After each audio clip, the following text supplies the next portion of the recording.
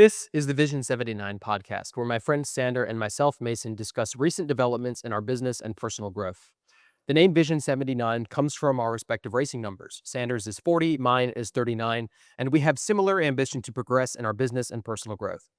Many successful people have started small, just like us, but very few of them have documented their early years. They often say they wish they had, and given we believe in learning lessons from others, we intend to be the first to document our journey from start to finish. This is simply a documentary of our lives, and as such, we do not monetize these videos, so enjoy the ad-free content. Each episode is broken down into 3 segments, each covering our progress over the past week. We start by discussing our life updates, then our business updates, and lastly, we share any lessons we've learned over the past week. We have timestamps in the description to navigate these sections easily. Today is February 1st, 2026, and we are recording episode 94. So, what is your life update this week? Life update is, first of all, it's cold. It is Very very cold. Uh, This is the coldest it's ever been while I've lived here. yeah, it's My entire quite life. literally freezing outside. Yeah, which is weird. Like it's gotten below freezing before. And it's always for like 15 minutes in the middle of the night that it like barely dips below freezing. You wake up and like maybe the dew has turned into frost and like it's just stuck there overnight, right? Yeah. And people think like they say it's snowing. Occasionally it'll get cold enough where the rain will freeze and it'll hail in like big hail balls that look like snowdrifts, right? That happened once. But it's rare that it's actually freezing when the sun is out. Yeah. This is uncommon. Yeah, no, it's cold. They'll do anything to distract from the Epstein files, man, I tell you. But my life update. So we've had about 2 weeks, Yeah. I think, right? We took a weekend break. Yeah, weekend break after during Rolex. Yeah, it was the weekend off. Yeah. Because we had the Rolex 24. A lot of fun. Yep. Kind of same old. Signed the start finish line, saw some historic racing, saw the regular racing. It was a good time. It was fun. Yeah, it was This fun. was the first year that we took someone 2 years in a row. Yeah, Joel. Yeah, otherwise we take new people every year, which I like doing. Like, I'd like to continue to bring new people, but I also really liked the group that we had this year. Yeah, it was fun. So provided everyone can come again next year, I think it'd be cool to bring the same group, but I would like to bring another new person and like add every year. It's just expensive, Yeah, it is. which is not ideal. But yeah, we did that.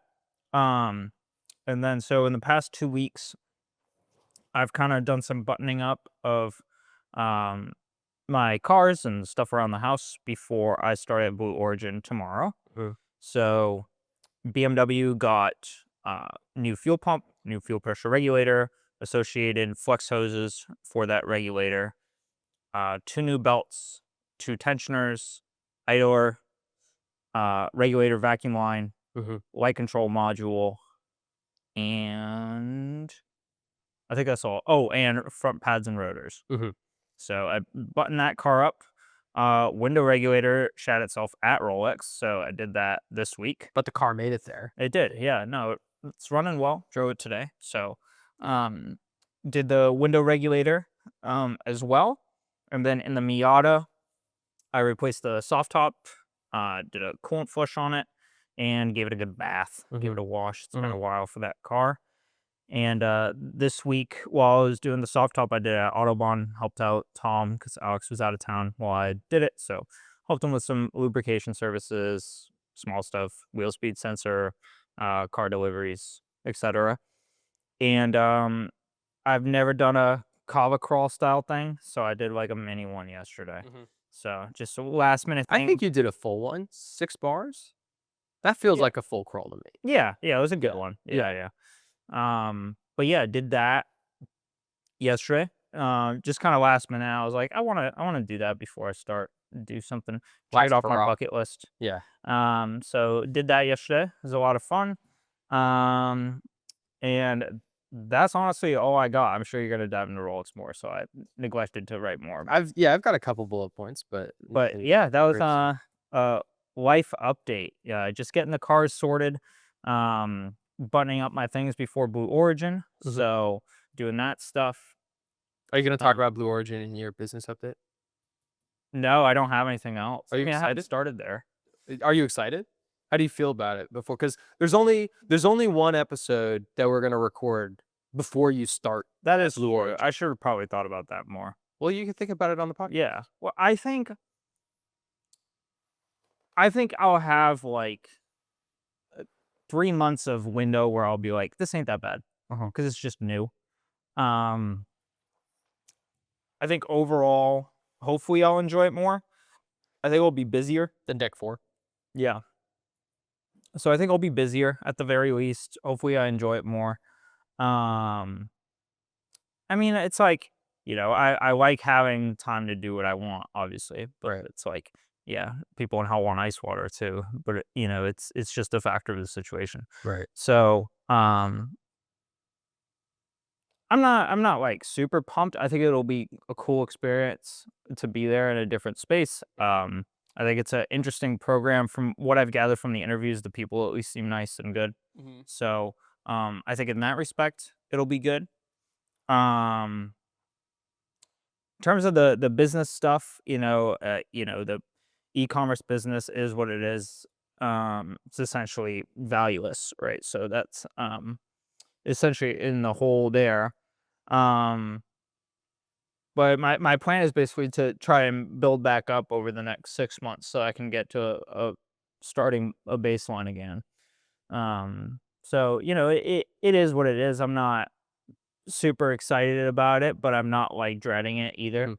I think it'll be fine. It'll be a 9 to 5 job that I get consistent income from, which You- is good.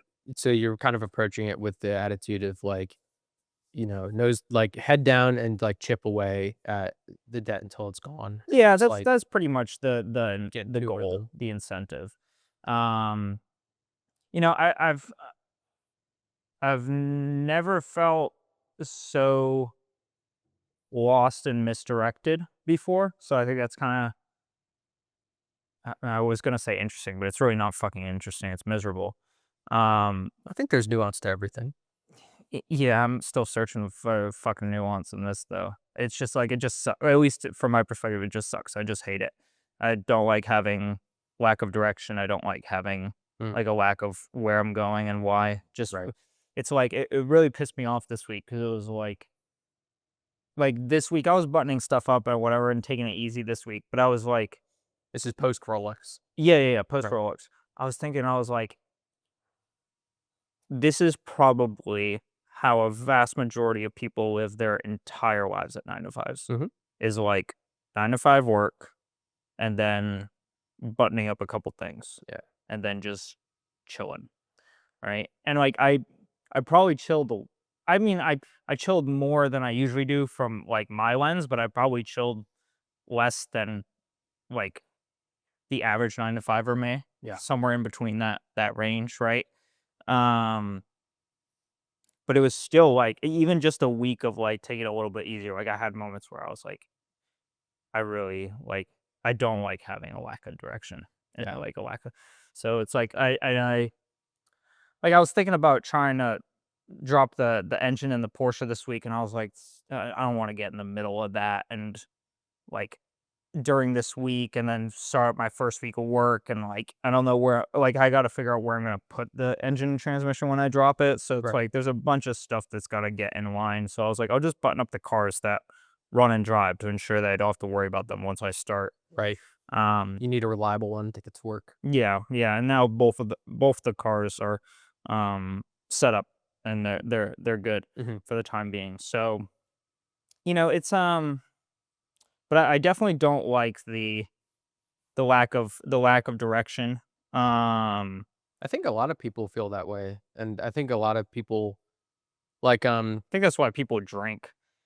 I think there's a couple things, right? So Yeah. I think that people because we went to college with regular people who are now in the same jobs and like we're at the same position with different direction and velocity, right? Mhm. But the way that they choose to spend their time outside of work is different to the way that we historically have spent our time, right? And what I noticed a lot of people doing is after work they focus on work life balance. And so like when I leave work, I just shut the work brain off and now it's life stuff. So Yeah. it's like, do I have food for the week? Do I need to go get groceries right now? So like short term stuff. Do I need to work on the cars? Short term stuff. And then long term stuff is like, um, do like yeah, am I gonna get married? When am I gonna have kids? Am I thinking about getting a dog? It's like the next step Yeah. type thing. And I think right now is the time where more people are depressed for different reasons than you. Because right now everybody our age has a job, they've gotten married, they have the dog. They're not thinking about kids yet because they just got married, or they have already thought about kids, and that's why they're getting married. But they're like, well, fuck, what am I doing with my life? I'm closer to 30 than I am to 20. Shit, what do I do? Because I'm Yep. going to the same job every day. I'm not a director right now. Like, what do I do? And that pressure feels immense because those people have never had the, like, for lack of a better term, workaholic mentality that we've had, where I spend my time outside of work working, and that's what I love to do. Yeah. Because those people don't have that, and so now they have seen what's on the other side of the hill, and it looks the same as the first side of the hill. Yeah, I think that's like what one thing that I see a lot of people do is like distract themselves with Video game. like pointlessness, Yeah. frankly. In my opinion, like it's the what did Kylie Jenner say about blah blah blah kind of thing, or like what is going on with the Patriots and the Super Bowl or this and that. And like it's Politics. all good and dandy, like I get it. Like I've been involved and not involved in those things in waves. Um, but I've over the years I've seen like a number of people that I've like been acquaintances with kind of follow that exact same trend continuously over the course of time, no matter what. Mhm. Um, and it's like, oh, like this is just like this is the work life balance thing. Like Right. this is what people do after work, and I just like I'm so uninterested in that that like for me, like the only thing I have is like whatever I'm doing on business, Mhm. whatever work I have going on, just like work broad spectrum. And so it's like when I don't have a ton of that, or I don't know what I'm doing with it, or it's really long term, and even then I don't know what the direction is with it, and like just the fogginess was like what I don't like. It's like I don't know what to sit down and do really. Mhm. And it's like I think about the Porsche, and it's like, I have my plan to like get that car running, get with the PCA, get my MSF2 certification, right, and become a licensed coach with that car. Right. Um, but there's like so many different directions within that, right? Like in the process of doing the Porsche, I'll learn about a lot about restoration and fabrication. And so like that's a sub direction within that. Then there's racing coaching, then there's karting, then there's the engineering side of racing or karting, right? There's the analysis side of things. So, like, Mhm. there's so many different like niches within that. And then it's like I have just like have no clue like what do I do? What do I direct towards? Right. I just like I have no idea. Um, and so it's just like if what I don't want, what I think I'm afraid of is like being one of the people who like is suddenly 45 Mhm. and they're like, I've dicked around for the last 20 years. Mhm. And I think it happens faster than I think it would now. Because Sure. looking back 5 years, I'm like, that went by pretty fucking quick. Well, the older you get, the less time you have available to you, so time goes Yeah. faster because you're using up a larger percentage of what's remaining, right? Yeah. Yeah. Or you've lived more, so your perception of it. Right. Sure. Yeah. Yeah. Yeah. Um, but it's like I don't want to turn out to be that person who's like that's what I'm scared of is like half-assing or like not even half-assing by intent, but just like half-assing because of misdirection Mhm. and then suddenly realizing one day that like I've had no direction and I've just run, but I haven't run in any specific place, and so now I'm 45 and it's like, well, fuck. Mhm. Like I just don't want to I don't want to be that. Right. Um and I think that looking forward, even if I gave myself a year to figure that out, I'm pretty sure I could at least figure out a good direction to run in within a year. Mhm. And so in like from that perspective, if I was 45 and I was looking back on myself figuring out what I wanted to do at 25 or at 26, I probably wouldn't even fucking remember by the time I'm 45. Like it's not that big of a difference. Mhm. Um and so but in the moment like right now, it's like a different flavor of struggle that I haven't really encountered. Like I've always had some direction. Like in high school, I had karting and getting into college, and then in college, super focused on college, and then after that, there were several businesses you and I were involved in and other stuff, and then my most recent e-commerce business. So there's always something rolling the ball, Mhm. and then it's like now it's like, uh,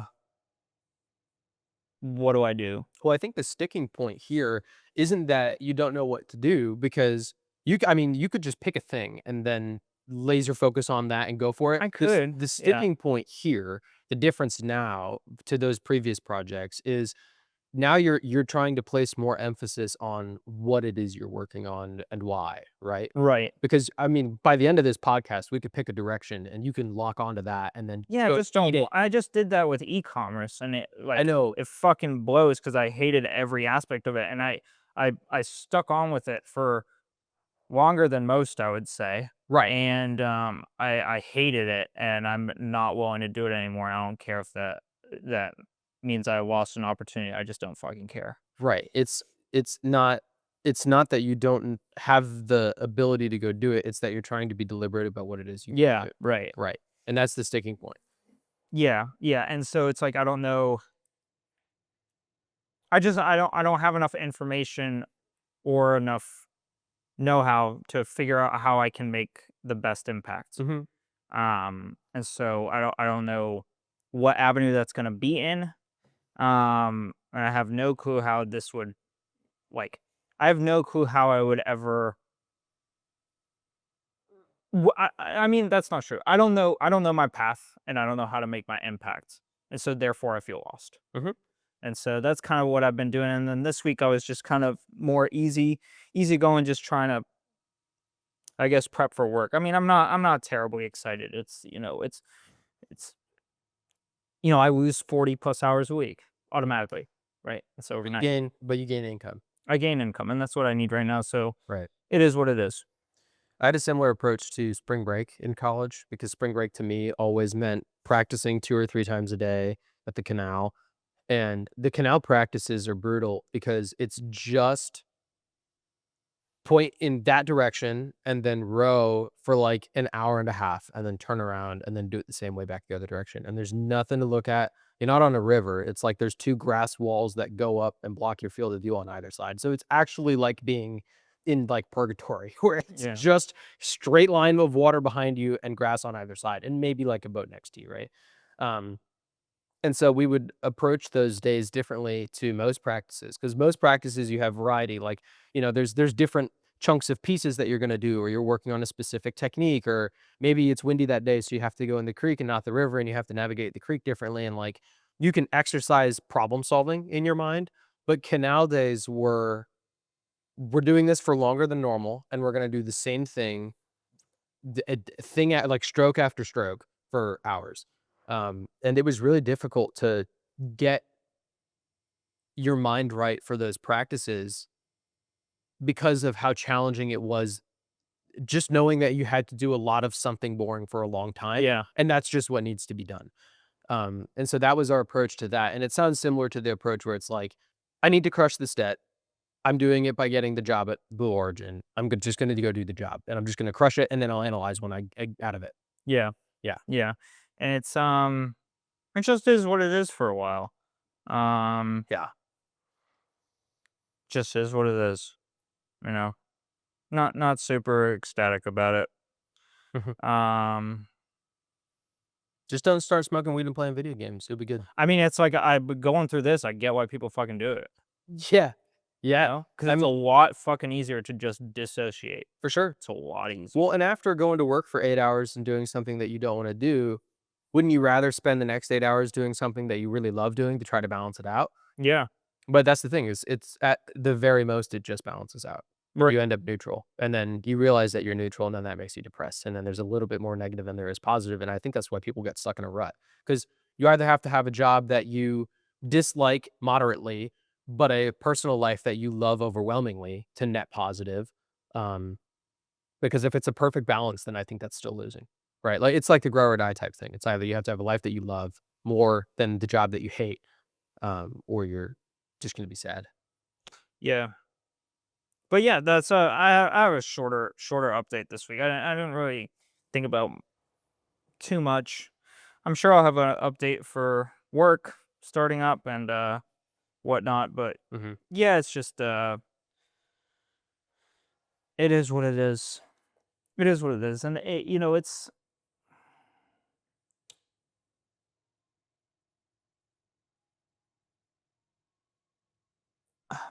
I think what like really pisses me off too is like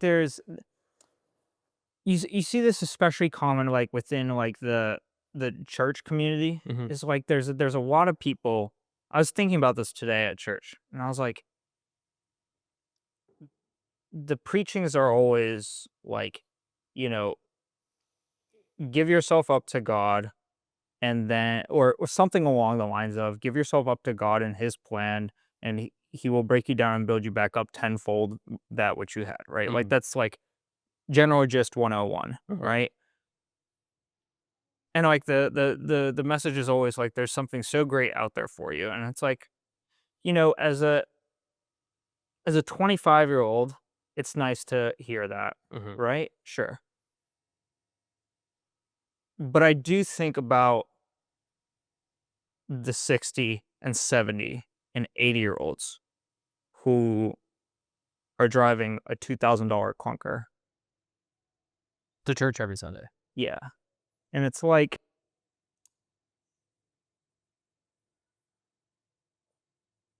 at a certain point, and then you look at the people who aren't religious at all and have it all, Hmm. right? And it's like I can see that the world is unbalanced if you include God or not God, right? Like there is imbalance in the world regardless. I worry for that to be an excuse or a linger in my mind down the line, Hmm. right? Of like I think at the end of the day you have to run and work hard. Nothing's handed to you on a silver platter. And something that like really has frustrated me, I think, is like the battle internally of like you're just trying to figure out my way through life and navigate um what I think about life, and how I feel about like from a Christian perspective, just God in general, but also how that interweaves with like the life that we live here physically. And so it's just like I was listening to that message today, and I was like, it's because it comes from the Bible, it comes from the apostles who wrote the scripture, Hmm. right? And that message comes from those apostles. But the reason that we're reading that message from those apostles, the only reason we're reading it is because it made it into the scripture, Hmm. right? And so by factor of us being able to read it, for the people who wrote it, there was something more Hmm. because their writings, through God, stood the test of time for us to read it thousands of years later. Right. Right? So like by factor, that is true for them, for the apostles who wrote it, because it's Hmm. like there was something greater and bigger because Hmm. it lived on. But like it's hard to ignore all of the elderly people who like m- maybe maybe there is something more for them. Maybe there's a part of their life that I don't understand or know about. But it's also like I think to pretend that everyone has a rosy platter waiting for them at the end of the line is unrealistic and challenging to believe. And so it's like I believe that God exists, but I think that one of the things that I really struggle with is this idea of like there is something great waiting for you. It's like maybe, also maybe not. I mean, And maybe you just have to work hard if you want something great. I think that a lot of religion isn't about it's like predicting the future. A lot of religion is about how you feel in the moment. Right, which So, I hate, which I really don't like because it doesn't matter. Like the way I feel right now, it doesn't change the reality of the situation whatsoever. It just makes me feel good or bad about it, and that doesn't make any difference Right. to the reality of the situation. One day, your cats will get old, Right. and you're gonna take them to the vet, and you're gonna hold them while they put them down. Sure. Your cats are healthy today. They're Right. happy. How much time are you gonna spend telling that cat that one day you're gonna have to hold it while it dies? I wouldn't want to talk Ever. about it. You're Yeah. only gonna talk about the good things because you want them to feel happy now because you know where that path is going for them, and you want them to enjoy every minute of it because you know how it's gonna end, and you don't want them to spend any time thinking about how it's gonna end. You just want them to feel good. And so it's Yeah. an honorable thing to make people who are gonna be 60 and 70 years old driving a clunker feel good about it because you know that that's where they're going. I think I hear what you're saying. I actually think the hardest part about like me navigating this space is I actually think that the scripture itself, the Bible itself, does a very good job of not doing that. Mm, But the problem is that the preachings mhm, don't always reflect that mhm, because there's an aspect of bringing the community together, mhm. and no one wants to, come together to feel bad, Right, right? right. And so it's like it's interesting because I think that the scripture does a really good job of not making you feel great. Mhm. Like I've read a decent amount of scripture, and there are more times where I've read scripture and felt worse about myself after I read it than I felt good, like many times. Mhm. Um, and so I think from a scriptural perspective, it's really good. What really frustrates me, I think what's really hard for me to navigate is the communal, like, church aspect of it. Right, Like the people around, right. right? Like if you just put me in a box and then gave me a Bible to read, I think I'd have a good philosophical journey. Right. But like trying to navigate it with other people's perspective and that interweavings of like, making you feel good about this or that, or just even, the just hearing it through someone else's lens, I think inherently has a factor that's will will stray it from how, someone perceives it personally if they were just in their own little box bubble, Right. right? And I think there's pros and cons, um, but just like like I was listening to the message today, and I was like, I don't like what I really don't want to do is fucking run through my life misdirected and then look back on myself and be like, you know what? But something is out there for me on a silver platter. Like, I don't want to be that person. Right. I want to be the person who finds my way through this, builds something, and creates something of value to help other people around me. Mhm. I don't want to be the person who runs misdirected because I think that, like, this is one problem I have is like, I think the most selfish thing you can do is be like, you know what? I've done little to nothing for the people around me, but something is waiting for me. Mhm. Like that is like the most like fundamentally Narcissistic. selfish shit. It's ever. narcissistic, yeah. Yeah, and it's like no, like Right. provide value. Why would someone say that? Why would someone preach that to someone else, right? Well, I don't know if they're preaching it directly or saying it directly, but I see people in their actions have reflected that, I've heard it preached directly before. right? Like, someone's going through a tough time, and then the pastor says, like, "I know that the times are tough right now, but there are good things waiting for you," right? And I have to be critical because I don't believe, and I have to look at church from 2 different lenses, right? Yeah, The first lens is I think a lot of the preachings preach good values, and they're good lessons to learn, yeah, and then the second end of it is the actual communal, like, the gathering of people coming together and talking about it, right? I think a lot of the lessons are great in the same way that I think a lot of lessons from Game of Thrones are great. I think you can learn mm, as much from Game of Thrones as from the Bible and the collection of books there, right? The difference is some people believe that the Bible's stories are true, and some people believe that Game of Thrones is not true, right? That's the difference, and that's the communal end of things that I disagree with. But the preachings I understand, and the Bible stories I like for the most part. The From a business standpoint, because churches are businesses, they make money, right? yeah, How does a pastor get to the position that he is? Is he yeah. chosen? Is he elected? Did God tell everybody that he's going to go and do that. Yeah. Like, you have to be put in that position by the people around you, and then the people around you have to be okay with that. And the best way to do that is similar to the way politicians get their seats, which is you make other people feel good. Yeah. I want to actually mention that this is in specific reflection, more of the catalyst for my thinking this way was actually a car show that I went to, which I was just driving by. I happened to go. It was at a church, and it was really interesting, um, because it was not like a Christian car show. Mhm. Like they had like one super short, really fast prayer as everyone was walking away back to their cars at the Right. very end. Outside of that, like little to nothing besides marketing. Mhm. And it was like, I was looking at that and I was like, these are really weird. Like, this is odd. It was just odd to me because What's it's odd like, about it? because I was like,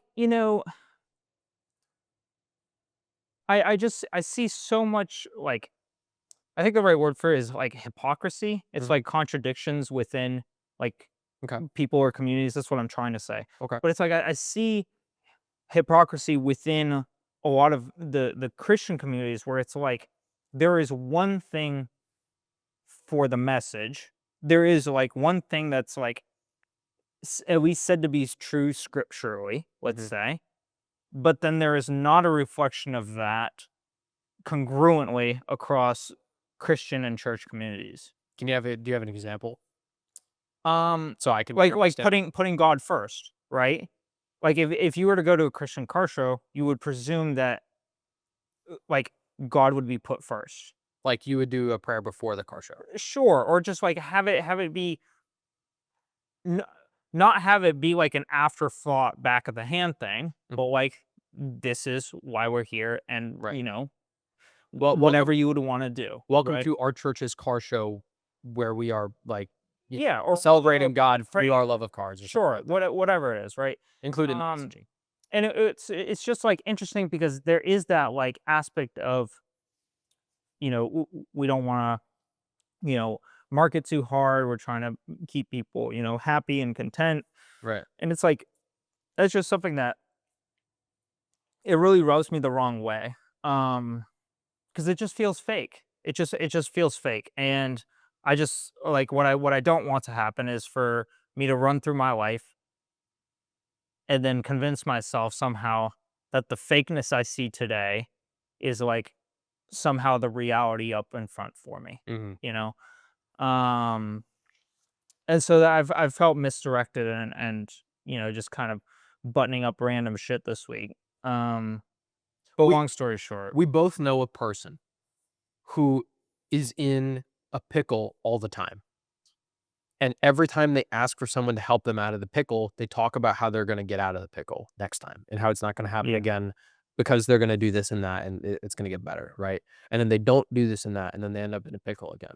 yeah, You know this same person, right? yeah, That is the physical embodiment and practice of what you're worried about, I think, yes, which is I'm not going to take any action, which is okay for a period of time while you figure out which direction to go to, right? It's okay to think about a chess move before you make it. yeah, But the issue is if you sit there and stare at the chessboard, you're not even thinking about chess. You're thinking about the bird that you heard outside the chess building and you wonder what color it is. And now you're not even thinking about chess. You're distracted, right? yeah, You're getting girlfriends, you're smoking weed, you're playing video games. You're not thinking about the chess move anymore, but you're still sat in front of the board. But you know that you're going to make the right move eventually because you're going to think about it.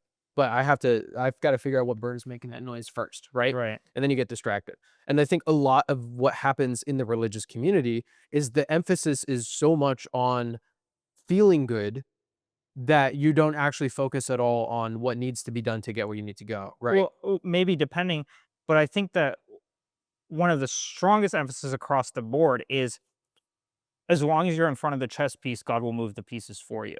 Right. Which is And it's like, you have to take some it action. really fucking pisses me off because it's like, I haven't seen evidence of that. When I leave shit unaddressed, it gets fucked up very consistently. Yeah. And so it's like with someone coming up to me who's like, you gotta let God handle your life. And I'm like, I tried. Yeah. It shit itself. Yeah. That's the reality of the situation. Is like I thought this was gonna go well, and I was like, you know what? Maybe I have to hit rock bottom in order for God to help me through this. Yeah. So I continued to work until I hit the rock fucking bottom, and I slammed my head on the ground, and nothing fucking happened. Mhm. And it's like, I don't know if other people's lives are different than mine. Mhm. I just know that if I stand in front of a fucking chessboard and don't move any of the fucking pieces, they don't move for me. Right. And so it's like, that's, and I think that on top of like, the other hypocrisy I see and like looking into my future and my direction is like what frustrates me Right. is like, for me, I have not experienced in my life the pieces being moved for me. Mhm. I've experienced things that I feel as though I'm lucky to have, I am blessed to have, Mhm. but like for when I hit rock bottom, like with the e-commerce business, like there was nothing there. Right. You know, and I hope that I'm wrong and mistaken when it comes to like my future with racing. You know, maybe pieces will be moved for me. Maybe I'll get incredibly lucky and blessed, and that would be incredible. Um, but it's sometimes hard for me to see that and process that. Uh, I think that people can take it out of control. Like, what like That's a pilot. I'm so glad you said that. I'm so sorry to interrupt you. But you hit a point that I wanted to say was that the thing that's really, really hard for me is it feels as though when I give it up, it becomes completely out of my control. Right. And then when I take that leap and try to put it outside of my control and it falls flat on its face, it doesn't exactly make me feel good about it. Right. And that's what's really challenging for me. Right. It's like I have people tell me, it's like, "Well, you gotta give it up to God." And it's like, "I fucking did, bro. Mhm. I really tried. Right. I really fucking tried." Yeah. And I was there and I was like, "Help me." And nothing fucking happened. Mhm. Okay? So, like, maybe my time horizon to look at this is too short. At the same time, there's a million different factors within that to go into details about, Mhm. like, that idea really, like, it rubs me the wrong way in a way that not many things do, Mhm. right? Because it's just like, I think you have to have some sort of perseverance or will to run, you know? Right. And it's like, at least from my lens, how I experience it, when I give that up and put that on anything other than myself, it doesn't go well. Right. It's Well, been and why very would it? consistent. Why would it? Right. So, like, when I do not believe in a higher power. Sure. I do believe in chance and luck, right? And I think that the gray area where uh, agnostic and atheist beliefs and religious beliefs cross is in that gray area of chance, because what I can't explain could be explained in religion by God's intervention, right? Sure. And that is where I think the argument for God has a plan, God is in control could be made, right? For example, do you remember in 2023 when Isa Kadjar, no, this was last year, 2020, it would have been 2024. In 2024, when Isa Kadjar was driving in Monaco and he was in F2 and he was coming through the tunnel around the corner and there was the car going slowly on the racing line Yes. and he turned the wheel at the last second, right? Isa Kadjar has been driving karts his entire life and race cars his entire life, right? He knows how to drive. He has been manually inputting and learning and honing his skills that entire time, right? The chance that he could have been blinking when he came around that corner, or there was something stuck in his eye, or he was thinking about the bird outside, or just that like he could have processed it like a little bit slowly. Maybe he didn't even think about it and it was just impulse, right? That is an instant, like one tiny, tiny moment where an argument could be made that there's divine intervention because it's so inexplicable and unbelievable, right? Sure. That 1 second where God came in and helped, right? That I could see an argument being made for from the religious community because it's so unbelievable to think that that was done on raw talent, right? 3/10 in the Yeah. last sector at Monaco by Max in 2023. You know what I mean? Those Yeah. types of things, right? What's completely unbelievable is that an airline pilot is flying a plane and then he just gets up to go take a shit for 20 minutes and God takes the wheel for that full 20 minutes. That's unbelievable. That's handing too much off to God in that scenario, right? That's too much Mm. chance. It's a 1 in 43 trillion chance that the plane doesn't crash while a pilot takes a shit for 20 minutes, right? That's unbelievable. You're putting too much into God's hands.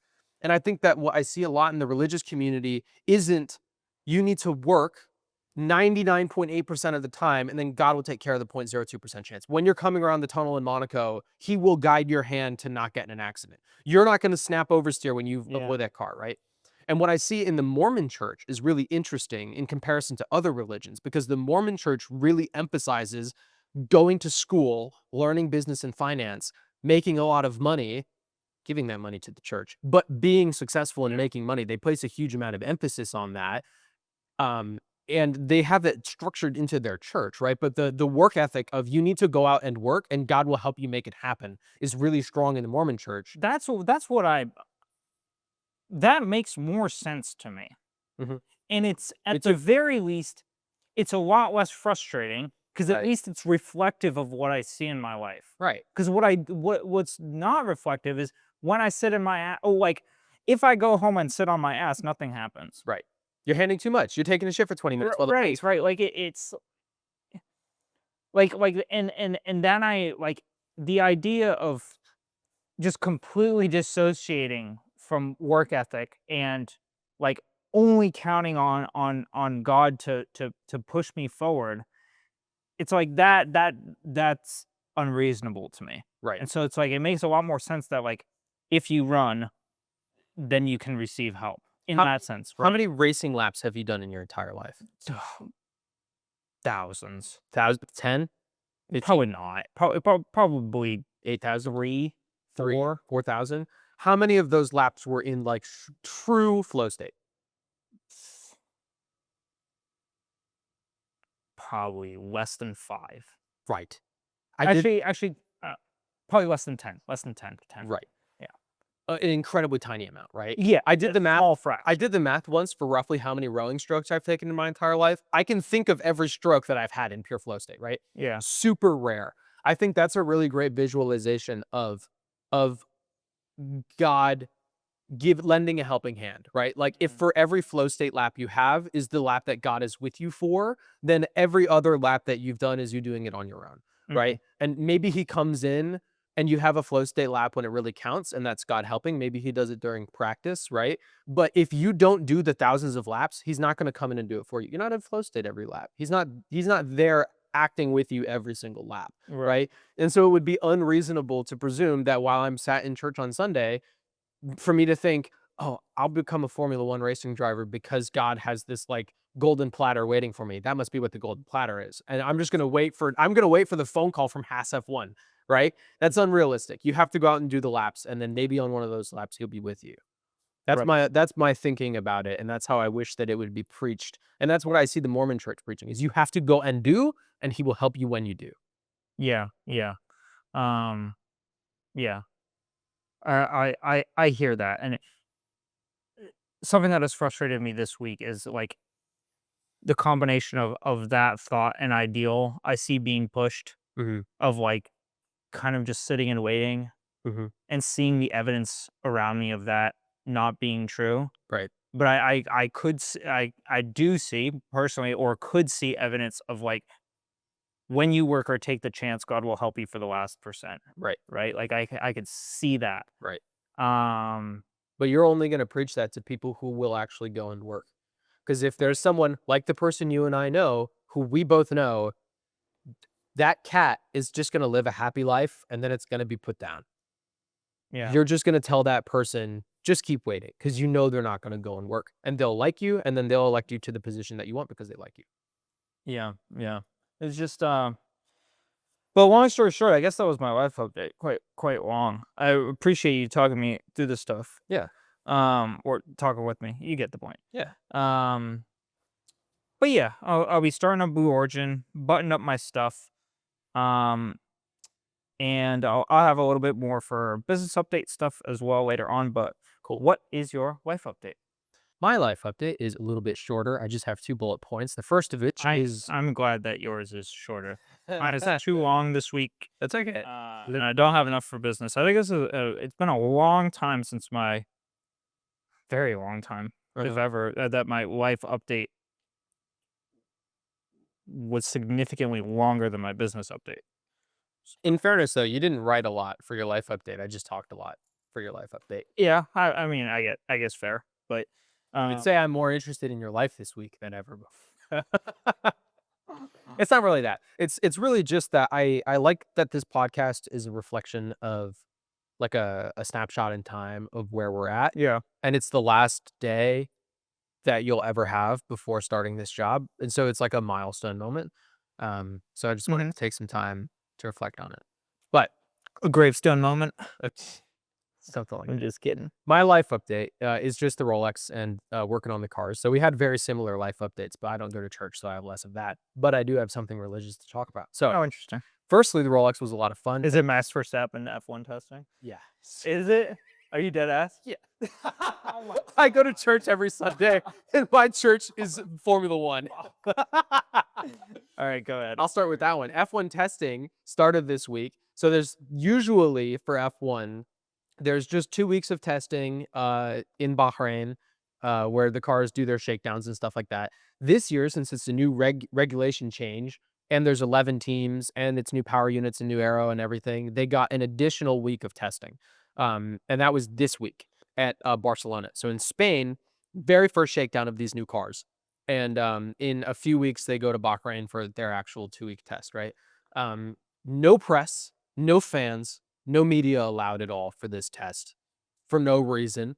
And so, of course, fans and media snuck in and got photos and videos, and teams posted photos. It's the dumbest thing. But Marketing 101. yeah, right. Very interesting uh results. Everybody seems to be pretty happy with how it's going. Um I don't think there's been any like real major issues. Audi had the worst weekend, but they still got like 80 laps in over the course of 3 days. And it's their first time with a Formula 1 team and it's the first time making an engine for Formula 1. They aren't buying a Mercedes engine or anything like that. They're building their own. Surprisingly, Red Bull, who has used Honda engines forever, have decided to go make their own powertrain for this year. It's the first year of their new powertrain. No reliability issues at all. They did Cool. hundreds of laps. They did like just on like the Mercedes power unit got the most laps because it's in the most cars, but I think second to that is Red Bull or Ferrari. They're like right there because Ferrari also sells their engines to other people. Um, but it was great to see the cars on track, um, even if we only got, like, very tiny glimpses of them, but everybody seemed happy. So there's no clear, like, front runner. At first, people were like, "Oh, like, Mercedes is doing all the fastest lap times, but it's testing, so who knows," right? Really, the biggest impact here is, like, how many laps of data can you get, and everybody seemed to get a lot of laps in, and all the drivers seem to be happy with how the cars are running. So that was good to see. That's my religious update. I get to start going to church again in a few months. Um yeah, actually 1 month. Start of March is when the season comes back. The only screenshot I saw like one screenshot, and Aston Martin. I didn't see an Aston Martin. I think I sent it to you and Grace. It's Uh, unreal, dude. It's a cool car. yeah, I saw Lewis Hamilton didn't seem to be doing too bad. Yeah, he had like a spin or two, but he Yeah, said that overall but the I cars saw were fast fun. laps, and like he Oh seemed yeah, to yeah, be yeah, yeah. competitive, which was really nice to see. Yeah. I like to see him up on the grid again, you know. Yeah, for sure. And so I want that to was see. nice. I want to see everybody do well. I want to see a tight field. Yeah. I want drivers to be rewarded for driving well. Um, Hmm. but Ferrari, cautiously optimistic, seems okay. Mm. And apparently they brought an old spec car and it was doing really well. Um, Huh. so yeah, not all the teams want to show their hand just yet, because there's still like another month before the season starts, so you could copy things. But the Aston Martin design is so radical that they were like, "Fuck it, just like slam big dick in a locker room, like let's just bring the car out," and it looks fucking super slick. It That's looks cool. nutty. Yeah, very cool. So I'm excited. I'm excited for the season to start. But in my actual life update, we went to the Rolex last weekend. It's the one weekend a year where we take off work. But I still managed to make it work related this year because we brought clients as friends and maybe future clients. Yep. We ran into one of Justin's coworkers while we were there. And previously, when I hang out with Justin at work, I'm like complete brain rot. Like I just try to fuck up his day. I talk like an idiot. Like we just have fun, right? Um, and so his coworker probably like historically thinks that I'm an idiot because I go up and I talk to Justin about how McLaren have no shot at winning the title this year after they've won the last two comprehensively or whatever, right?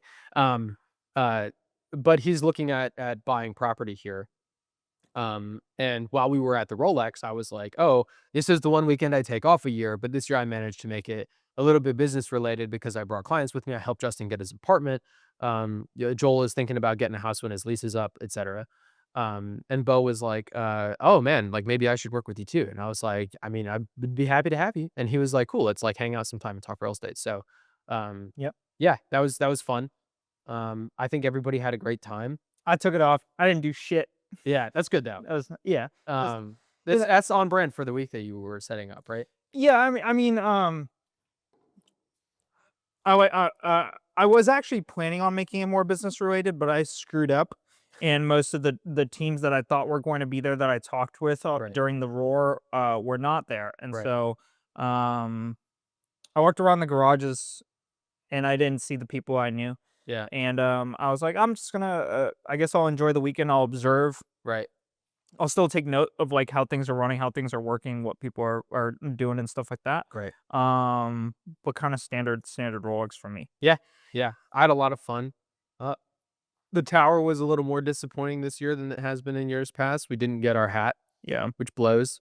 Um, I wrote a pretty comprehensive review in my survey that talked about it. So hopefully they read it. I can imagine that they do read the feedback that they get because the event, I think, overall has gotten better every year. Hmm. I think only two things were worse this year than years before. The first was the free T-shirts; they were much lower quality, but I don't think that the Rolex handles that. I think that's up to the Mm-mm. manufacturers. Although at the same time, I'm wearing my Cadillac shirt right now, and it seems to I it's wore a it little yesterday. The Cadillac's the nicest one. it's a little tight, but I'm a bigger dude. I got a large. It's a European large or something because it's too small on me, Yeah. but it's a great undershirt, so it's okay. Um, but yeah, I had a blast. The weather was great. I think I prepared pretty well. It was nice taking the Lexus this year. Hmm. I like driving myself. I like having that car. So I had a ton of fun. Thanks for organizing. Yeah. I mean, we organized it together. It Yeah, was fun. that's true. I'm used to thanking you for organizing it though. And then my other life update, the reason that we didn't record on the Monday is because when we got back from Rolex, I realized that it was going to get down to freezing temps this week. And I'm still running distilled water in the Camaro from when I was having coolant leaks a while ago and I had to top up all the time. And that will freeze. So I had to change out the coolant for or the distilled water for antifreeze coolant. So I was like, okay, I have to service the cars now, and it happened to align with when the Lexus needed a service and the Camaro needed a service. I've been following the Lexus maintenance routine like very diligently. Um, and what I didn't realize is the last time we serviced the Lexus, I did not service the Camaro at the same time. The last time I did the Camaro was 10,000 miles ago on the Lexus. So I did the oil change on the Camaro this week, and then I went to log it in my maintenance records, and I realized how many miles I put on the Camaro. So, in the same amount of time that I put 10,000 miles on the Lexus, how many do you think I put on the Camaro? 800. 2,000. Significantly less than the Lexus. Yeah, it So, was. I am living by my promise to stack miles on that car and make it a million Yeah. mile car. And it's really awesome too because I want to be driving the Camaro less and I want to be servicing it more frequently than the 5,000 mile interval. Because the oil comes out pitch black every time. So I'm glad that that's happening. I'm glad that I'm putting more miles on the Lexus. Right. We also replaced the spark plugs in the Camaro. It feels like a totally new car. Um, every time every time that car needs a service, I am just pissed off because the car is driving like shit and like it can't handle and there's no power and I'm just upset. And then I go do the service and it's not an easy car to work on. It's a bitch. Um, and then as soon as I drive it after I fix it, I'm like, oh man, dude, I love this car. Like it makes me smile every time. So it, this is a reminder to future Mason that if you are not enjoying driving the car, it just needs new spark plugs because you have a ton of fun once it gets working again. Um, and I'm pushing it a little bit harder now too. I have come to realize that I drive the car well within its limits. I drive it fast. I love driving it, but I drive it well within its limits compared to what I think I'm able to do in a car now. And so since I've gotten more power again, I am now used to being more aggressive with the throttle. So when I got the car back with the power, I'm driving it with the same percentage of throttle as I would before, but now I'm kicking the rear end out a little bit. And I'm realizing I can actually get a little bit more sideways in that car than I thought I could, because when I was in high school and was driving that and the Firebird, I mean, the Firebird had an open diff, so it was different, but I've spun the Camaro before at speed on accident, and I just wasn't good enough to catch it. But I think I'm good enough now that, like, I can get it to brake in, like, second or third and still, like, catch it a little bit. So now I'm throwing the car around a little bit more. I'm having fun Mm, with it. So cool. I'm very much enjoying it. Yeah. Thanks for the help. Yeah. And the Lexus, everything looks good. The coolant is like right halfway between full and low. So when I do the next service, I'll probably get the special Lexus branded coolant that I need to top it up. And we'll do the rear brakes. So we'll pop the wheels off. Um, Other than that, the car's in good shape. I cleaned it right before. So I had it detailed in December, got trashed immediately. And then I rinsed it off and cleaned it real quick before the Rolex so we could take it to the Rolex nice. And then Tuesday it was trashed again. So now the car's filthy, Yeah. which is a bummer. But It's actually interesting. The car stayed clean at the Rolex Mhm. up until like the last 2 hours. Did you notice that? Yeah, Like in the last 2 hours, there was like a massive pollen wave, and then yeah, everything looked like shit. And I was yep, like, oh well, I thought I was gonna get out scot free this year. yeah, Nope, yeah. I did looks like like shit. I did like cleaning it and driving it there clean, Yeah, because like I arrived to the Rolex clean, right? And then by the end, you're all kind of banged up and scuffed and tired, and the car feels the same way, so it's okay. I don't mind it leaving dirty, but actually this year, in years past, my hair gets really greasy overnight.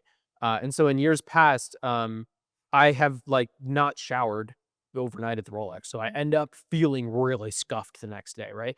But this year I brought a whole pack of baby wipes and I just like wiped down my whole body with baby wipes. And then I used the hand soap, yeah, in the Rolex bathrooms, and I cleaned my hair and it worked really well. So I think next year I'm gonna bring like a little hotel bottle of yeah, shampoo and just wash my hair in the sink. Um, that's the only improvement that I made over the Rolex, but it made a big difference because I yeah. went to sleep feeling clean, woke up the next morning feeling clean, so I had a ton of fun. That's awesome. Yeah, yeah. But that's my whole life update. What is your business update this year? This week? This 2 weeks? Yeah, yeah. So update. So I have a few kind of bullet points for business stuff. Uh-huh. First off, at the Rolex, I met someone with a Porsche 914, Yep. The and only 914 there. yep, the only 914 there. And so I was chatting with him a little bit, and I was talking about the rust around the suspension ears. They're called the section is called the rear suspension console. Mhm. It's relatively common on those cars to have rust. Right. And I was chatting with him, and he was like, "You know what? I have the entire rear console assemblies at Mhm. home. I live 15 minutes for the trek. I'll bring them for you tomorrow." Mhm. And I was like, "That would be amazing." Great for And that. I was like, "I think this is probably going to be 50-50 shot. Mhm. Like, maybe he will, maybe he won't have them. Maybe Maybe they he'll, won't be as in good condition. Right. right, whatever." He brought them 9 a.m. Sunday morning, perfect condition, absolutely rust free, and gave them to me. And so I got those for the car, which is super, super sweet. And then came the next step of my fabrication adventure, which Mhm. was, now I have the parts. How the fuck do I put them on the car? And so this week I went over to the AMCM with Tom, and I talked with one of the restoration technicians there Mhm. about how he works through jigging and fabricating suspension points and suspension components Mhm. on cars that he is restoring. And he walked me through some jigging processes, what he does, how he measures, stuff like that. And so I got a good idea of how I need to set the car up, how I need to measure it, Mhm. um, how to approach welding it, how to approach sealing it from weather, stuff Mhm. like that. And he walked me through protocol and stuff like that. So now I'm aware of that stuff. Do you think it's gonna take a crazy amount of work? Yes. Okay. Yeah. I mean, regardless, yeah. Yeah. I mean, it's the way that I need to get the motor out of the car, motor and transmission out of the car. And the rear suspension pretty much has to come apart unless I use the trailing arms as part of my jig, which is an option. Okay. Um, but the car needs to be either needs to be jigged like from a frame standpoint, or the chassis needs to be set on some sort of table and then the jig made off of that. Right. Um, and so yes, it is a lot of work. Gotcha. Regardless of how you swing it, it's work Right. for sure. But now I at least understand. He showed me some of the tools that he uses and stuff like that, so I have a good idea of kind of at least how I would start approaching this.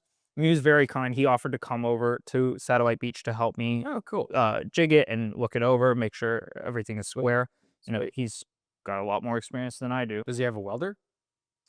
He does weld, but I wouldn't ask him to weld Gotcha. or anything like that. He's busy at the AMCM. I think, we talked about, I could contact Dutchy and pay him Yeah. potentially. I still have to reach out. But um I think he'll help you if you give him a ride when the car's oh yeah, for sure. while the motor's out. You get a flat six, swap it. No. Okay. It would be cool. If you're doing the work.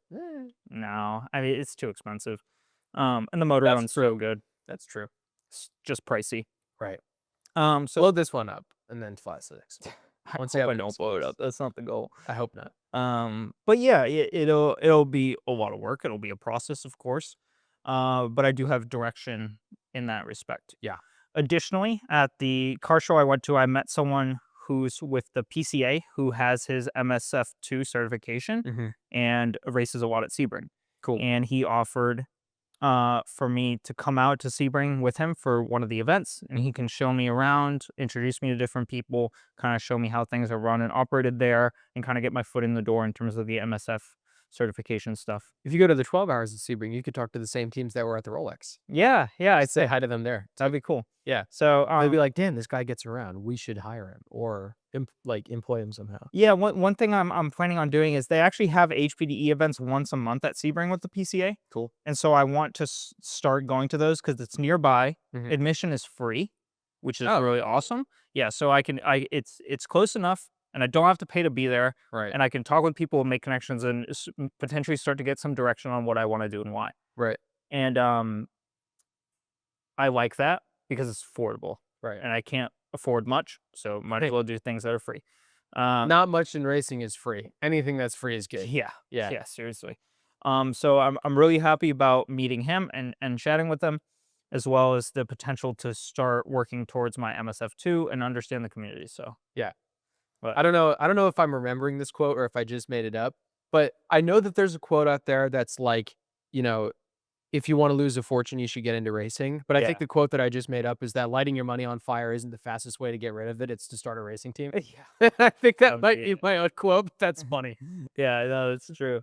But that was my business stuff for this week. Of course, a lot of it was buttoning up the cars. Yeah. And making sure that they're ready, reliable. I don't have to worry about them. Hopefully, Right. even if the Beamer breaks, I'm really happy with the spot the Miata's in. The water pump and timing belt were done like 10,000 miles ago. Right. So I got a bunch of time on those components and brand new soft top on the Miata. That car's quite buttoned up at this point. Besides like really small stuff like a dashboard rattle that I'll never fix because it involves removing the entire dashboard to fix, and just like some window regulator guide bushings. So Miata's good, no worries. Yeah. What's the strat with the BMW moving forward? The, Because it runs well now, but there's one more thing you want to fix to get it like perfect. yeah, it's called so I've narrowed down the check engine light that I have intermittently. And actually the fuel pump and fuel pressure regulator have solved some of the issue. I used to get sporadic misfire codes on random cylinders all the time. Okay. I have none of those anymore, knock Good. on wood. All I have right now is permissible range exceeded for lean condition.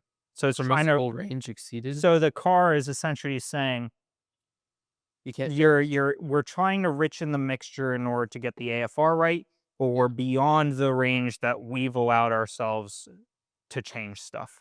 Interesting. So it's like hitting like it's trying to enrich mixture by like 28%. Got it. And it's like double. this is a lot. We don't know what's going on. That's why it throws the light. Right. But I got a new code, which is really interesting. So I didn't get the misfire codes. I got permissible range exceeded for a mixture enrichment on banks 1 and 2. Okay. So 1, 2, 3, Yeah, and 1, 2, 4, 3, 4, 5, 6. And I also got a really interesting code I've never gotten before, which was possible air leak or vacuum leak. Okay. And I've checked that car very thoroughly for vacuum leaks. Mm-hmm. But what I'm wondering is the car ran a lot. I didn't think of this until last night, but the car almost ran the entire night last night without throwing a single check engine light. Only when I was about to get home, it threw a light. And I was wondering, I was like, you know what? I smoke tested that car Mm-hmm. and I didn't find any leaks, but I smoke tested it when the car was cold, obviously, because I put it in a bay, Right. let it cool down, put all your smoke stuff in it, smoke it, and there's nothing. What if one of those vacuum lines or a plastic vacuum line Uh-huh. has a hair fracture across the whole thing Yeah. and it only opens up When when it's the hot. car gets hot? It's a good And thought. so, It's like the radiator crack I had in the car. exactly, I didn't think of it until I was driving around yesterday. I was like, the car's running so damn good. Mm-hmm. And then it was like, only as I was getting home, Yeah. it was like it threw light. Right. And it was still running pretty good. It just threw light. Right. And so I was like, I Typical wonder, vacuum leak. Everything's running fine, but you've got its light. yeah, I wonder if something plastic Right. has a crack in it. A lot of plastic components in there. Yeah, Could be. the whole intake. Right. Right. Um, and so that's what I want to look at next. Mm-hmm. And but I'm not going to look at it in the near future. I think what I'll do is I'll just run the car. Right. It's running good. Leave it alone. Right. Every time I break into that thing, it's $500 minimum, so I'm just gonna leave it alone. Yeah. Um, I told our buddy Zach is thinking about getting a new car as he blew his Jeep up. And he texted me and he was like, I'm getting a new car. I want your opinion. And I was like, sure, what's up? And he was like, my friend has a 2009 BMW 135i that's built with a turbo. no. And I was like, no, just stop it. And he was like, but dude, he's owned the car its whole life. It's always been reliable for him. And I was like, the only time I've heard of reliable BMWs is when someone's trying to sell theirs. Do not buy that car. Could be a nice guy. He could be telling the truth. It could have been reliable its whole life, but it won't stay that way. And you don't want to be the one holding the potato, right? The hot potato. Yeah. I was like, I have this conversation with hundreds of people and it goes different ways. Sometimes they take the advice, sometimes they don't. Doesn't matter if you take my advice to not buy it or not. But if you do buy it, only buy it if you recognize that it's going to be expensive to maintain, that it will not be reliable. Because you don't want to go in with high expectations and then be disappointed. Go in with rock bottom expectations and then be surprised at best, right? And he said, okay, I won't get it. I was like, it's probably a good idea. Yeah. But that was that was pretty much my week this week. Um, just buttoning stuff up. Cool. And this week I think I'll try to get into. I don't really know. I don't really know what I'm gonna do this week, but I'm gonna try and get into a little bit more of a groove on fixing the Porsche after work. Mhm. Now that my main dailies are buttoned up, and Right. I know that they'll get me to work just fine. Right. Now I can go back to the Porsche after a week and a half off and start working towards that, and as well as lining up days for me to go to Sebring. Mhm. So that's what I'm going to be planning on doing for the time being. About the loosest business update or business future update I've Mm. ever had, but it's about all I got. So Right. cool. That's what I had for my business update this week. What do you have for business this week? I have a lot more. Cool. I had a busy week. Mixed good and bad. Let me pull it up. Okay. So, open house number 34 was the weekend of the Rolex. Mm-hmm. And I can't remember how that one went. What house was that? I don't remember. Oh, gorgeous house, very slow. That's what I have written down. I don't even remember what house it was, but it was slow. So that's probably why I don't remember it. I also did open house number 35 yesterday. It was not as gorgeous of a house, but it was also very slow. And I don't know why. Like I had like 3 open houses in a row that were like fucking slammed. I had like 10 groups come through at each, and then like it completely stopped and they disappeared. And it's weird because these are still like new listings and still nice homes. It's just no one has come through. So hit or miss, and these last few were misses. So I have like 10 updates here. I'll start with my rentals. So I've got 3 main client updates. I've got 2 rental clients and 1 seller client. So rental group number one, um, man, I left off a while ago. A TLDR is this is a couple guys who are looking to rent a house. Their budget is like 1,800 a month ish, and they don't have a ton of money to get into the house. So usually homeowners will request like first, last, and security. If you have low credit, that security deposit might be a little bit higher. So it could be, including first month rent, like $6,000 to move into a house, which is fucking obscene. That's crazy. That's so much money. Um, and so we had been helping these people find homes. We went and showed a couple. Ultimately, they were like, "Hey, these seem too expensive to get into. Like we only have like $4,500 to get into a house. So 1,800 a month, $4,500, got to be a 3-bed, 2-bath minimum in this area." And I was like, "Okay." So I went out, negotiated with a couple homeowners, a couple agents that represent homeowners, and we found a lot of great options. A few of them said, "Hey, usually we don't work with people with low credit, but if they're willing to do a slightly higher security deposit, then we can work with them." And I was like, "Okay, cool." So I told them to apply to that one. I found another one which didn't charge first, last, and security. It was just first and security, so no last month. And the security deposit was higher than normal, but it wasn't higher than a full month of last month's rent, right? So we found like solid options for them. And they said, okay, they applied to one of the homes before these options I found. They were denied because of their credit. So they lost the $100 application fee, which sucks because a lot of times you'll see an actual genuine strategy is to put a really alluring home on the market, charge a $100 application fee, and then deny everybody and just make money on the application fees. That's a strategy that people use. Um, and it sucks because they don't actually take it seriously. But after being denied, we found them these homes.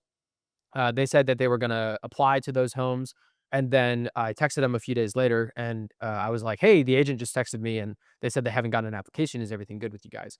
And they said, "Yeah, I mean, we looked into it, and like, the money just isn't gonna work out for us to get in, so we just went and signed with an apartment like that afternoon." And I was like, "Cool. I'm happy you guys found a place that works for you."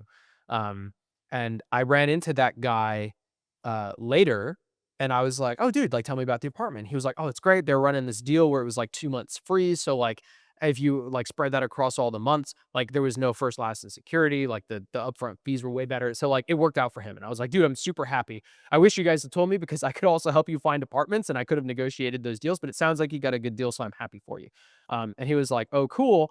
I'm thinking he has his credit is bad because he did not have a stable job previously. Now he has a stable job. And so he's able to put more money away and fix his credit. And he was saying when the lease is up in a year, he wants to buy a house. He thinks his credit will be in a good spot and he'll have more money saved to put as a down payment. And he said that he'll come back to me for that. And I was like, cool. Just toss me a Google review for helping you guys with the rental. And then like I'll touch you up and perhaps not touch you up. I'll touch base and I'll hit you up in like 6 months. And we'll Touch you up about and the hit you house. up. Yeah, exactly. Right. I'll touch you up and hit you in 6 months. So that's successful. I'm glad that they found a place. My second rental group is a little bit trickier.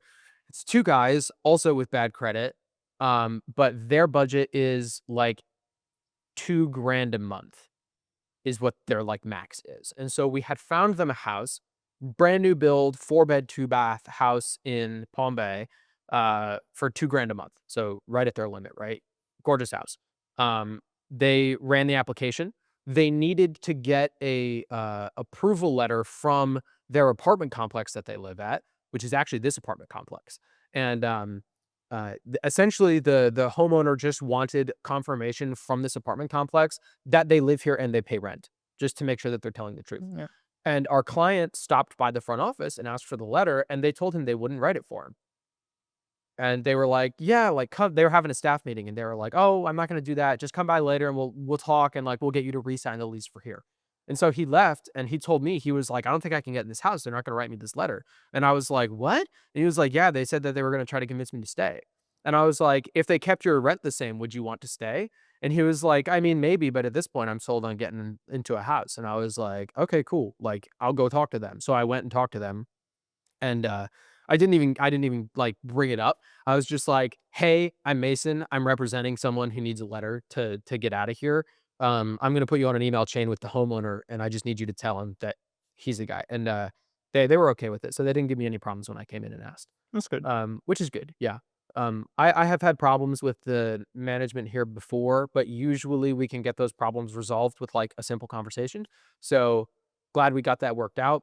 He got cleared for the house. And so their move-in date was February 1st today. Mm. This was earlier this week. And they sent the lease over to be signed.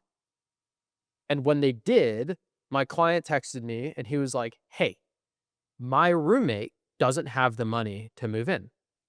And I was like, "What?" And he was like, "Yeah, he had the money, but his stepdad, if I'm remembering this correctly, it was something like his stepdad just lost his job, so now he had to pay a month's rent to his parents to live there, and so he doesn't have the money on him right now." And I was like, "Fuck," because this house is it's a nice house. It could go to someone else if we drop this lease. Someone else could rent it out from under us. It's been on the market since October, so something tells me that that won't happen, but I'm just not sure. And so he didn't have the money, and I was like, "Shit, I don't know what to do here." And so I was like, "Man, if this apartment isn't going to work out for you, or I'm sorry, if this house isn't going to work out for you, what are our options here?" And he said, "My buddy can live with his parents for another month. My lease here is up in like a few days, so I'm gonna go crash with a friend until we can find a spot." And I was like, "Okay, our options here are another apartment, which my other clients did, and it worked out for them, so we can get you into an apartment. No, I really want a house. Okay. We can look at other houses that offer like discounts. Like there's some houses that are running an offer for like $1,000 off the first month. We could try to get you in there. There's like a couple different options here." And he, similar to my first batch of clients, was really put off by the like $6,000 to get into a house to rent that you're paying, three quarters of a mortgage on anyways. And he was like, "Dude, I know it's unlikely because I have bad credit, but like, what are the chances that I could get approved for a mortgage for a house?" And I was like, "What's your credit?" And he told me. And I was like, "You could absolutely get approved for a mortgage for a house. It's going to be a shit interest rate, but you can absolutely get approved." And he was like, "Let's look into those options because I have like at least 1 month now crashing with Yeah. a friend to figure this out. So like, let's look at building, like buying a home because when you rent a home, you sign the lease and your roommates sign that lease too. So I can't go rent a four-bed house and then sublease out three of the rooms to other people and make money on it. Yeah. But if you own a home, you can absolutely rent out whatever rooms you want. And so we started looking into it, and I think we could get him a four-bed, two-bath house in Palm Bay for like $300,000, like a nice one. Which with his credit and his situation and a down payment assist program, so he doesn't have to put any money down to begin with. Um, for only like a couple grand down because you have to pay the closing costs. We could probably negotiate those down, but for definitely no more than the money that it would take to rent a house, that 6 grand up front, definitely no more than that. We could get him in a house where he's paying a mortgage of like $2,700 a month conservatively. And so if it's a four bed and he rents out three of the bedrooms for 800 a month, not including vacancies or anything like that, he would only have to pay $300 a month out of his own pocket to own a home, which is really great. That's a great Yeah. value proposition, right?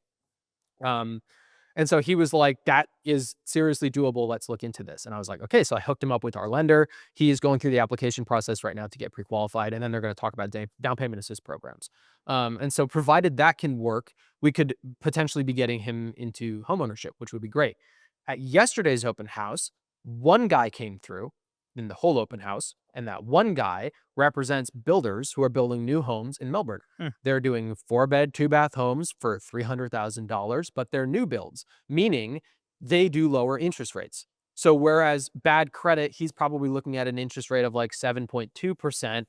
Even with that bad credit, he could probably get pre-qualified for one of these new home builds at Yeah. like 4.9% interest. So we could get him in at even less than $2,700 a month. So we'll see how his pre-qual goes. If he gets approved for a loan, then we'll start showing homes and like move forward with it. But I would be really happy to see him get into one because he has a great network of people. Everybody's looking to rent right now. $800 a month for a room in a house is like really good. That's average for what Yeah. people are doing right now. There's a lot of people looking for just one room apartments for like 1,000 a month and they can't find them. So Yeah. 800 a month in a house is great. So hopefully that works out for him. So those are my rental clients. Now on to my selling clients. I'm gonna get a drink real quick. What do you have to say? Ba-dum, bum, bum, bum, bum, bum, bum, bum, bum, dum, bum, bum, bum, bum, bum, bum, bum, bum, Okay, dum, bum, my seller bum, bum, clients. bum, bum, ba-da-ba-da. So at the end of our last podcast, we ended the podcast a little bit early so that I could go home to do this listing appointment, right? So I get to tell the full saga of this story from start to finish. Um, so for firstly and foremostly, these people are friends of my family, my parents. So I have like a little bit of an in with them. They're not total cold call strangers. Like they know my family, right? And so I went into this listing appointment confident that they would work with us. But when I went to a top agent like seminar type thing at Blue Marlin last year, I asked everyone on the panel, "What's the biggest mistake that you guys have made?" Comprehensively, every person said walking into a listing appointment that I thought I had in the bag and then fucking it up by being too casual. Wear nice clothes, act professionally, have your comps ready to go. Like, do not cut corners. Be professional. If anything, you would rather than be like, "Oh wow, this guy is more put together than I thought," than than too casual, right? And so that's exactly what I did. I prepped everything. I had all our comps ready to go. I had my nice clothes on and whatever. Like I left the podcast with enough time to like get everything prepped and ready to go. I mean, I had prepped the day before too, but I went in confident, right? And these sellers have been a little bit difficult to communicate with. They tipped us off in like August or maybe a little earlier that they were getting ready to sell the home. We went and saw the home while the owner was still living in it. He's an elderly man. And he is moving out of the home into a different city to live with his children. His children are grown. Um, and they're going to be selling the home with him with power of attorney for him, right? Because he's too old, he can't sign the documents, but he's still quick enough to like make decisions. He just can't actually sign the documents. So really, we're working with him, and his son is helping him, right? So the house has been vacant since like September, and we texted them a couple times, and we were like, hey, like let us know where you're at in the process. And they didn't reply. And then eventually they were like, oh, hey, like we're cleaning the house out. We'll be ready to sell soon. And we were like, okay, cool. This is like September. And then like radio silence and nothing. And so we checked in and we were like, hey, like, do you want us, like, we'll come help you clear the junk out. Nothing. And then like a month later, we were like, how's it going? And like, no reply. And I was like, okay, well, it's probably a big hassle, like a lot of work to get their father settled in and everything. It's probably not like super high on their priority list. He's probably a bigger priority than selling the house. Totally get it. Let's not bug him. So we didn't bug them. We just let them do their thing, confident that they will reach out to us when they're ready to sell the home. And then they did. Now 3 weeks ago, but a week before our last podcast, they texted us and they were like, "Hey, we're ready to sell the home. Let's do this thing." And I was like, "Cool." So we scheduled the listing appointment for right after the podcast, yet last week, 2 weeks ago, and that catches us up to this update, right? So we get on the call. It's a FaceTime call. They meet us right on time, and we start the listing agreement. And I'm like, just tell me a little bit about like what your guys' goals are. Like, why are you selling the home? And they were like, yeah, I mean, we know that the home needs work. Their dad was a smoker, so there's smoke damage in there. He was in a wheelchair, so the carpets have tracks on them, right? But structurally, it's sound. It's never had problems with like leaks or crack in the foundation or anything like that. And it's in a nice neighborhood. But they know that it needs work. And so Grace and I recommended, okay, usually the way homes are sold is you get in, you get photos done, you put it on the market, you advertise to everybody, right? But we can't confirm how old the roof is on this house, meaning that someone cannot get the house insured for a loan. So you're not selling to anybody who's going to get a loan on this house, meaning VA, FHA, and conventional loans are out of the question. So we're looking at a cash buyer, cash investor. They like the exclusivity of off-market listings. So we're going to have you sign this form that allows us to keep the house off the market. We can advertise. We can't advertise to multiple people, so I can't make like an Instagram post, but I can message investors directly and agents who represent investors directly. So we're going to sign this form. That'll give us 2 weeks to go try to find an all cash buyer. If we find an offer we like, we go under contract, we wrap it up before it hits the market. If we can't find anything that you guys like, then we'll have photos done, we'll go on the market, and we'll go from there, right? And they were like, sounds good. Do whatever you have to do. Like, just go get the house sold. We're ready to move. We know that it's taken a while to get here, but we're ready to go. Let's go for it. Go do your job. And I was like, awesome. That's the best kind of seller. The seller that recognizes that the house needs work and trusts me enough to go do my job is the best kind of seller because I know I can go do my job. And so I said, okay, we'll send the paperwork. They said, cool, send it to like this email because that email doesn't work for us. And I was like, okay. And so we end the listing appointment. Grace and I dap ourselves up and we're like, let's go get this house sold. So we look at the house. We we found that let me break it down this way. When an investor is looking at a home, what they're looking for is, if I buy this house and I completely gut it and refurb everything, brand new everything, new roof, new appliances, new cabinets, new paint, new garage door motor, new sliding glass door, new windows, new everything, what would this house sell for, right? And our CMA has shown that this house in perfect condition would sell for like 360 to 380, right? It needs a lot of work to get there. It would need at least 100K to get there, right? And so the break even point would be like maybe like 280, right? Where an investor's not making any money. Now, usually investors have good relationships with rehab companies where they can do $100,000 of work for like 90 or $80,000, and that's where their margins are, right? But generally speaking, investors would want to make like 80 to 100K in a flip, in any flip, right? Mhm. So most investors are probably going to offer around like 200,000, 220 for this house, right? Grace and I recognize that. We also recognize that if we have to go on the market, then we need to negotiate the cost of a new roof, an AC, HVAC, all the shit that needs to be fixed for a 4 point for someone to get a loan on the house, right? We recognize that. So in our price on the listing agreement is the price that it's going to go on the market at, right? So recognizing that the home needs this much work, we put 290K on the listing agreement, right? With the intention that when we go on the market, it'll be listed at 290. People will see it.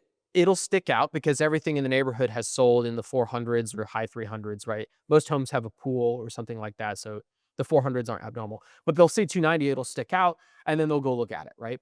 And most people will go, listen, it's listed at 290, but it needs a bunch of work. We need a new roof before closing. We need new HVAC. We need all this shit to get done before we can get a loan on the house, right? So we're going to start at 290 and then they're going to haggle us down to like maybe 250, right? Because that's what you need. That's the work needed to get a loan on the house. And then we'll settle right around 250. So that is our thinking. Our thinking is if we can get an investor that would pitch like 200 or 220 to come up closer to 250, then we can just close the deal right then and there and not worry about going on the market. If we go on the market, we got to drag people down from 290 to 250. That's the strategy, right? The sellers didn't ask about that. They said, just go do your job. And so Grace and I are like, cool, we're going to go get offers. We're going to make sure those offers are good. And then we're going to bring them to the sellers. So Grace and I leave that night waiting for the listing agreement to get signed. I start texting my investors, hey, I have this house coming up. I can't show you anything yet because I don't have a listing agreement signed. It's a 2-bed, 3-bath, or it's a 3-bed, 2-bath in Rockledge that needs work. Are you interested? A lot of people said they were interested. Keep me updated. Okay, cool. Waiting for the listing agreement to be signed. We had the meeting at 4 p.m. It's now the next morning. We still haven't gotten anything signed. And I'm like, okay, I don't know what the deal is here. I'm still waiting. And then that next day, I had texted an agent who I was like, hey, go talk to your investors. I don't have the agreement signed yet. And they were like, cool. And they got back to me and they were like, my people want to see it at 8 a.m. tomorrow. And I was like, well, okay, I can't schedule any showings until I had the listing appointments. They haven't even seen photos yet. Okay. So I text my sellers and I'm like, hey guys, we need this to be signed like ASAP. We have people who want to come see the house tomorrow morning. And they're like, oh, got it. I fixed my email account. Send the documents to this email. And I'm like, okay. So we send the documents to that email. They sign everything in 10 seconds, which is great, but it's actually not. And the reason it's not is because we sent them 4 documents. There's the actual listing agreement, which is you're going to work with me to sell your house for this price. There is the seller's disclosure, which is I am the seller and I'm going to write down everything that I know that's wrong with the house. So even if I don't know, I have to check the boxes that say I don't know. There's the flood disclosure, which is I am the seller and I am verifying that I have or have not filed any claims for flood insurance on this house, which proves whether or not the house has been flooded, right? And then the MLS exclusion form, which allows us to keep it off market for 2 weeks, right? They just like rapid fire signed everything. They did not fill out the seller's disclosure or the flood disclosure, which is a problem because I need them to fill those things out. But I was like, it's okay. We got the listing agreement signed. That's all we need for them to come see the house. If they like the house and they want the seller's disclosure, we can go back to the sellers and have them fill it out later. It's not a big deal. I've done what I need to do to get the house shown, right? 8 a.m. the next morning, we show up at the house. We let these people in. They look around. They say it needs a lot of work. I agree. They asked if they can get their roofer out later in the day. I say, okay. We got permission for the showings. The seller said, yeah, show the house. Just make sure that you're there with them. So every showing that we've done, we've been with the people who we show the house to, right? So we show the house. They like it. They leave. Now everybody who I texted the day before is texting me and they want to come see the house too, right? So I show the house again in the afternoon. I'm talking to a lot of people online. I'm sending them photos. It's hot, like it's like feeding frenzy with all the investors, right? We're getting a lot of verbal offers. We're getting a couple written offers. In 22 hours from when the listing agreement was signed to the 22-hour mark, we had 4 offers ready to go for them, right? We had verbal offers for 200 and 220. I was actually able to bring that 220 offer up to 235 by leveraging other offers. And then we had written offers for 240 with a 7-day inspection period and 245 with no inspection period. And no inspection period is a big deal because an inspection period means I agree to buy the house, but I have 7 days to get my guys in there. And if I see anything I don't like, I can back out with no penalty. No inspection period means I signed the paperwork today and I'm buying the house. So when we had the listing appointment, we told the sellers our goal is a price that we like with no inspection period. And usually that price is going to be a little bit lower because you are paying for the risk that the buyer is taking on by not having an inspection period. Yeah. So the fact that we got a 245 offer on day one is pretty solid. And I know that we can work them up from there because we have competition, right? The house is going on the market in 2 weeks. We've got multiple people bidding. Everybody came in not knowing that there would be other bidders. Some investors want to feel like they're getting a deal and they're special. So they want to be the only person bidding on a house, right? I know that. And I know that they all feel that way. So everybody who comes through and looks at the house, I'm going to say, hey, we just had the listing agreement signed yesterday. Come through. They're going to imply that they're the first people to see the house. They'll come see it. And while they're there, I'll say, by the way, we've got 2 offers on it already. And they'll go, oh, shit. Okay, I should skip to some good numbers. And then they'll skip to the good numbers, right? So strategy, right? We're talking to a bunch of people. We're putting deals together. I can't go shop offers without the seller's approval. So I can't go to you and say, you want to buy this house. I've got an offer from Joe for 245 with no inspection period. Can you beat that? I can't say that without the seller's Mm. approval. So at the end of those 22 hours, I go, hey, sellers, can I call you and we can go over these offers? And they say, sure.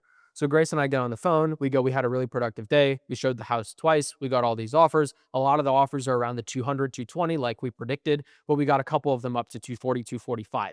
With your permission, we should go ask them to compete with each other and give their better numbers, right? Now that they know that there's competition, we can tell them what the competition is and make them beat each other. And the seller said, okay, let me go talk to my dad about it. We'll see. And I was like, okay. So we wait. And like the next day we don't get anything. And I'm like, what is going on? Because we only have 1 day to accept these offers. Um, Nothing. And so the next day I'm like, hello, like what is going on? Like radio silence, right? All my investors are texting me. They're like, what's the deal? Like the offer's expired, but I'm still willing to offer it, right? Like if you just counter us, are you going to do a best, last, and final? Or are you going to ask, like, they want to give more money to buy this house, right? So I know that 245 isn't their max. I know they can do more because these people want this house. And the seller, like I call them in the morning, nothing. I text them, nothing. And then at like 4 p.m., they text back and they were like, hey, we want to counter at 280. And I'm like, okay, I wish we had called and talked about this so I could explain why that's not the best strategy here, right? Ultimately, I'm going to do whatever the sellers want to do because that's my job, but it's also my job to inform them of the best moves to make. And countering at 280 is not a good move because that is signaling to the investors, we're way far apart on this and I'm not that serious. And so everybody who's at like 230 is just going to drop out.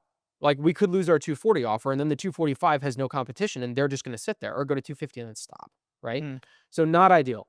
And so we send a text back and we're like, hey, totally understand.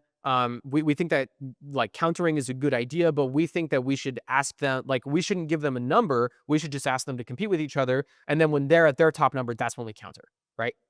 And then Grace sent the text and she was like, also, just for everyone to be on the same page, we picked that 290 number for the reasons I just explained, right? So for our investors, we're not actually looking to get 290. 245 isn't a bad offer from an investor. It's a decent offer. I think we can do a little bit better, but we should not be expecting 290. This is not a low ball, right? I talked to a couple other agents that I know, and I was like, "What's the deal? Like, they are ghosting us right now. Like, we have offers on the table, and they're not getting back to us."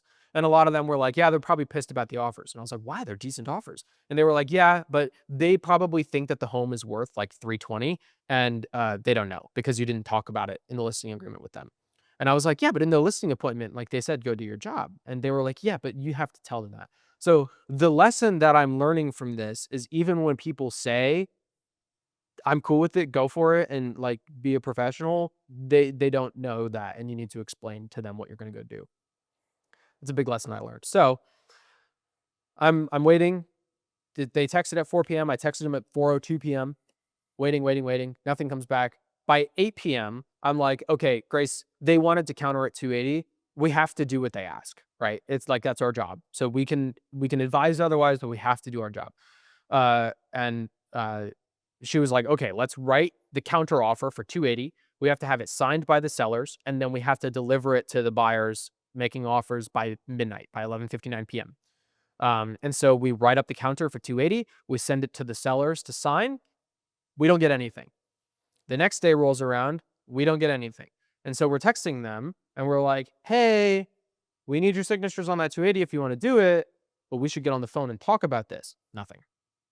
And I'm like, "Oh, dude, at this point, like, I'm not sure what to do, right?" I checked the document. They didn't even open the document for 280. They didn't even open the counter offer, right? Mhm. And I'm like, "What the fuck is going on? I don't understand." And so now it's Friday. I'm on the phone with another agent. All this time, I'm still contacting investors to get people interested to try to generate more offers Yeah. because competition is our greatest leverage, right? And I'm on the phone with an agent that knows a couple investors, and he was like, "Hey, the guy wants to come see the house." While I'm on the phone with the agent, the investor is calling me too. And I'm like, "Dude, I feel bad like getting more investors on this because they're gonna come get excited, make an offer, and then I'm not gonna be able to give them any info because the sellers won't contact me back." And the agent was like, "Yeah, that's super common. Like people suck."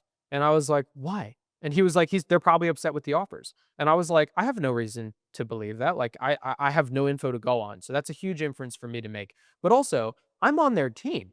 Like I get paid more if the house sells for more. So if they're not happy with an offer, I'm here to solve that problem. I'm here to help you. So Mhm. just get on the phone." And he was like, "Yeah, but people view salespeople as like less than human. You work for them and you're scum, and Yeah. they aren't going to waste their time with you." And I was like, "No, I mean these are good people. Like surely that's not the case. They're grown adults. They're Yeah. like to not call me back because you're unhappy about an offer that someone else gave us, a team, is like when you're in high school and your girlfriend's best friend gets asked to prom before you ask her, and so her best friend is posting on Instagram and your girlfriend can't, so she doesn't text you, and you have to wait until math class the next day to see if she's fucking alive or not because she's too emotionally immature at 16 years old to text you back, right? Mhm. Surely that's not what's happening with our sellers, right? I wouldn't believe it. And the agent was like, "That's probably what's happening." And I was like, "I don't buy it. We'll wait and see," right? And at this point, I'm getting kind of agitated because I'm like, I don't want to believe that, but if that's the case, then like, I'm gonna ream them out because I need to communicate with them. And the agent was like, "Don't do that, dude. Like, just kill them with kindness, like drown them in honey, make it easy for them.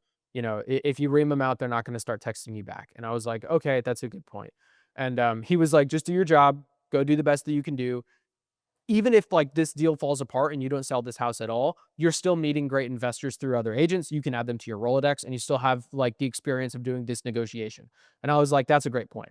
And so I text the sellers and I say, "Hey, listen, you know, I hope everything's okay with you guys. We are dealing with an elderly man. So I hope that he's in good health and everything is good with you guys. Just relax this weekend. Don't worry about it. We're going to go keep talking to investors. We're going to keep showing the home and see if we can get better offers." Right? Signing off. So over the weekend, we talked to more investors. We get another couple showings lined up early this week now. We get on the phone with the sellers. I can't remember if it's like Monday night or Tuesday night, but we get on the phone with them. It's Monday night. And I'm like, "Hey, like, it's great to hear from you guys. Like, is everything okay?" And he was like, "Oh, yeah, yeah, everything's fine." And I was like, "Okay, well, we didn't hear from you for 5 days, so we were worried about you guys. Where you guys at? Tell me about how you're feeling." He was like, "I'm not giving this house away." And I'm like, "Oh, he is upset about the offers." And I was like, "Hey man, I'm on your side. I totally get it. If these offers aren't good for you, we are here to help and we're here to solve that problem, right? So like you can be honest with us." And he was like, "I know that the roof has been replaced recently." in the last 10 years. I know it. I had already personally looked in the county records, couldn't find anything. The sellers told us at the listing agreement that they were going to go look through their paperwork. And then when they signed the listing agreement the next day, they confirmed that they could not find anything. And so from our perspective, we can't prove when that roof was replaced. So we're going to have to get an inspection done. And so when I'm on the phone with him, he's like, I'm confident that that roof has been replaced. And I was like, is there any way that we can, like, would you be willing to pay for an inspection to have that done so we could go to potential buyers and say, we've had an inspector look at it. It will clear a 4-point inspection. You can get a loan on the house. And he was like, yeah, but before we do that, let me look through my records. And in my head, I'm like, you said you already did that. But okay, if you can prove that, that's a big deal. That's a big negotiating chip for us, right? Because not only does it mean that you don't have to pay for a roof as an investor, but also that means that we're one step closer to having it pass a 4-point inspection and someone could get a loan on it, right? Or at the very least, our 290 number for someone with a loan might not be dragged all the way down to 250. It might only be dragged down to like 260 because they don't have to pay for a new roof. And so um, I'm like, okay, let's see if we can find that paperwork and prove when the roof was replaced. And then we'll go back and we'll ask people to update their offers with that roof. Right. And he said, okay, sounds good. And I was like, awesome. Let's schedule a time to talk next. How is Wednesday at 6 p.m.? And he said, Wednesday at 6 p.m. is great. And I said, awesome. Talk to you then. If you find the papers for the roof, let me know. I'm going to double check my records too. And he said, okay. Hang up the phone. That night, I go through the county records, can't find anything. The city records, can't find anything. I talk to a guy who works for the county, can't find anything. And I'm like, all right, this roof just must not have been replaced. But I'm noticing there's some weird things coming up in my searches, and it feels like I'm searching wrong. It doesn't feel like there's no record. Like I can't find any records for any houses on the street. Any records, no building permits, no roofing permits, no AC. I know that the AC in this house was replaced in 2007, so I know that there has to be a permit for that somewhere, right? And I can't find anything. And so eventually I get lucky. In the city records, I search the address and the city. And then I nothing comes up and I stop and I go, hang on a second. This is the city database.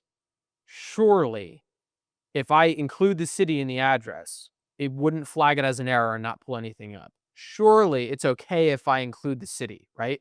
And so I delete the city and I just do the street address and the permits pop up.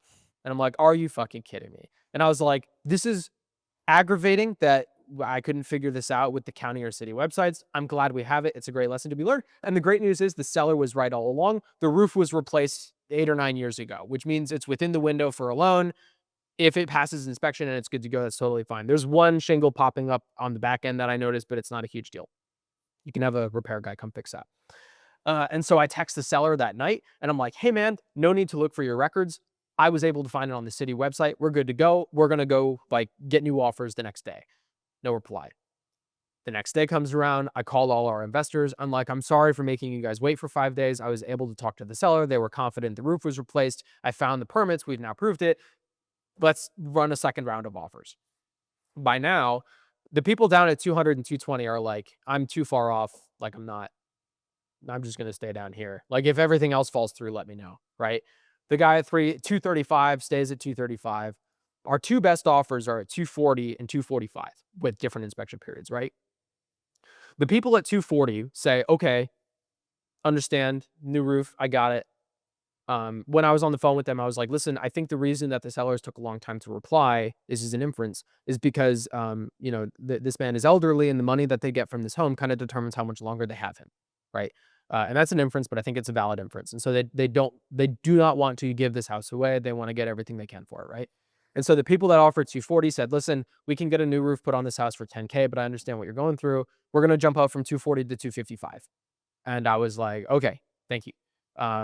And I get the sense from talking to them that they would be willing to offer a little bit more if we get a longer inspection period for them to verify that everything is good and then maybe renegotiate the price under inspection period, right?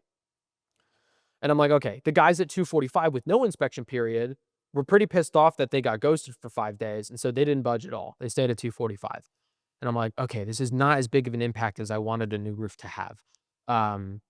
We then get a new offer come in from a guy who saw the house on Tuesday, and he offered a seller financing op. He actually offered 3 different structures. 2 of them were seller financing. So one was 230 cash at close. One was like 247 10K down today, and then the rest of the money in the next 150 days. And the last one was like 300,000, and you get paid over the course of the next 5 years or something like that. Mm. Um, and so I was like, okay, we have a new batch of offers. Our phone call scheduled isn't until tomorrow night, but I have the offers now. It's my job to present the offers. Why wait a day if I could do it today? So I call him, no answer. That's cool. We've got a meeting scheduled for tomorrow. Tomorrow comes around. I call him, no answer at our scheduled time. I'm like, okay, I have to present these offers. And so I type them up in an email, and Grace and I send the email. We send a copy of the email to the text. We're like, hey, hope you guys are okay. You didn't make our scheduled call. Here's the offers that we have. No response, no feedback, right? I'm like, okay. I like all I can infer is that they're still unhappy with these offers because I that's the inference that I made from our first phone call where they were upset with it. Um, I like I don't know what to do, right? And so there's one guy, one agent who I know. He knows an investor in California who might be interested. And so I'm like, okay, I'm gonna wait to call the sellers until we get this guy to see the house because I wanna have as many options on the table for the sellers as possible when we get on the phone. So the guy calls me. He's like, hey, this guy in California wants to do a video tour tomorrow, Friday. Can you meet me at the house in the afternoon? I said, yeah. We go do the video walkthrough, and the guy's like, okay, talk to me about pricing. What's the deal? And I was like, it's listed at 290. They understand it needs work. What we're really looking for here is something closer to 290, right? They know it needs work. If you find really bad things in the inspection period, I think they would be open to hearing you out if there's a big issue, right? But really what we're looking for is as close to 290 as you can get. And he was like, okay, let me talk to my guy. I'm going to try for 280. Do you think we have a deal at 280? And I know from previous dealings that they wanted to counter at 280. So I know that's a number that they're willing to accept. Of course, I don't want to say that to him because I want to get as much money out of him as possible. And I said, listen, the closer to 290 you can get, the better. And he said, okay. And so he goes and talks to his guy. He sends me a text. He says, well, I'm going to make an offer for 280. And I'm like, okay, write it up. I'll believe it when I see it signed, right? In my head. And then 20 minutes ago, I got the offer in an email Awesome. for 280 signed. Awesome, right? No one's gonna pay that for this house.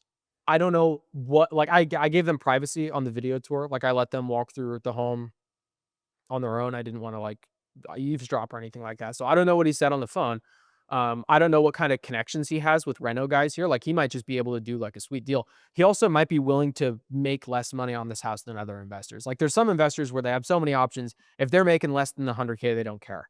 And this guy might be looking to just make like 20K, which he could easily do on this house, right? So like, I mean, we talked to 40 investors and agents representing investors, right?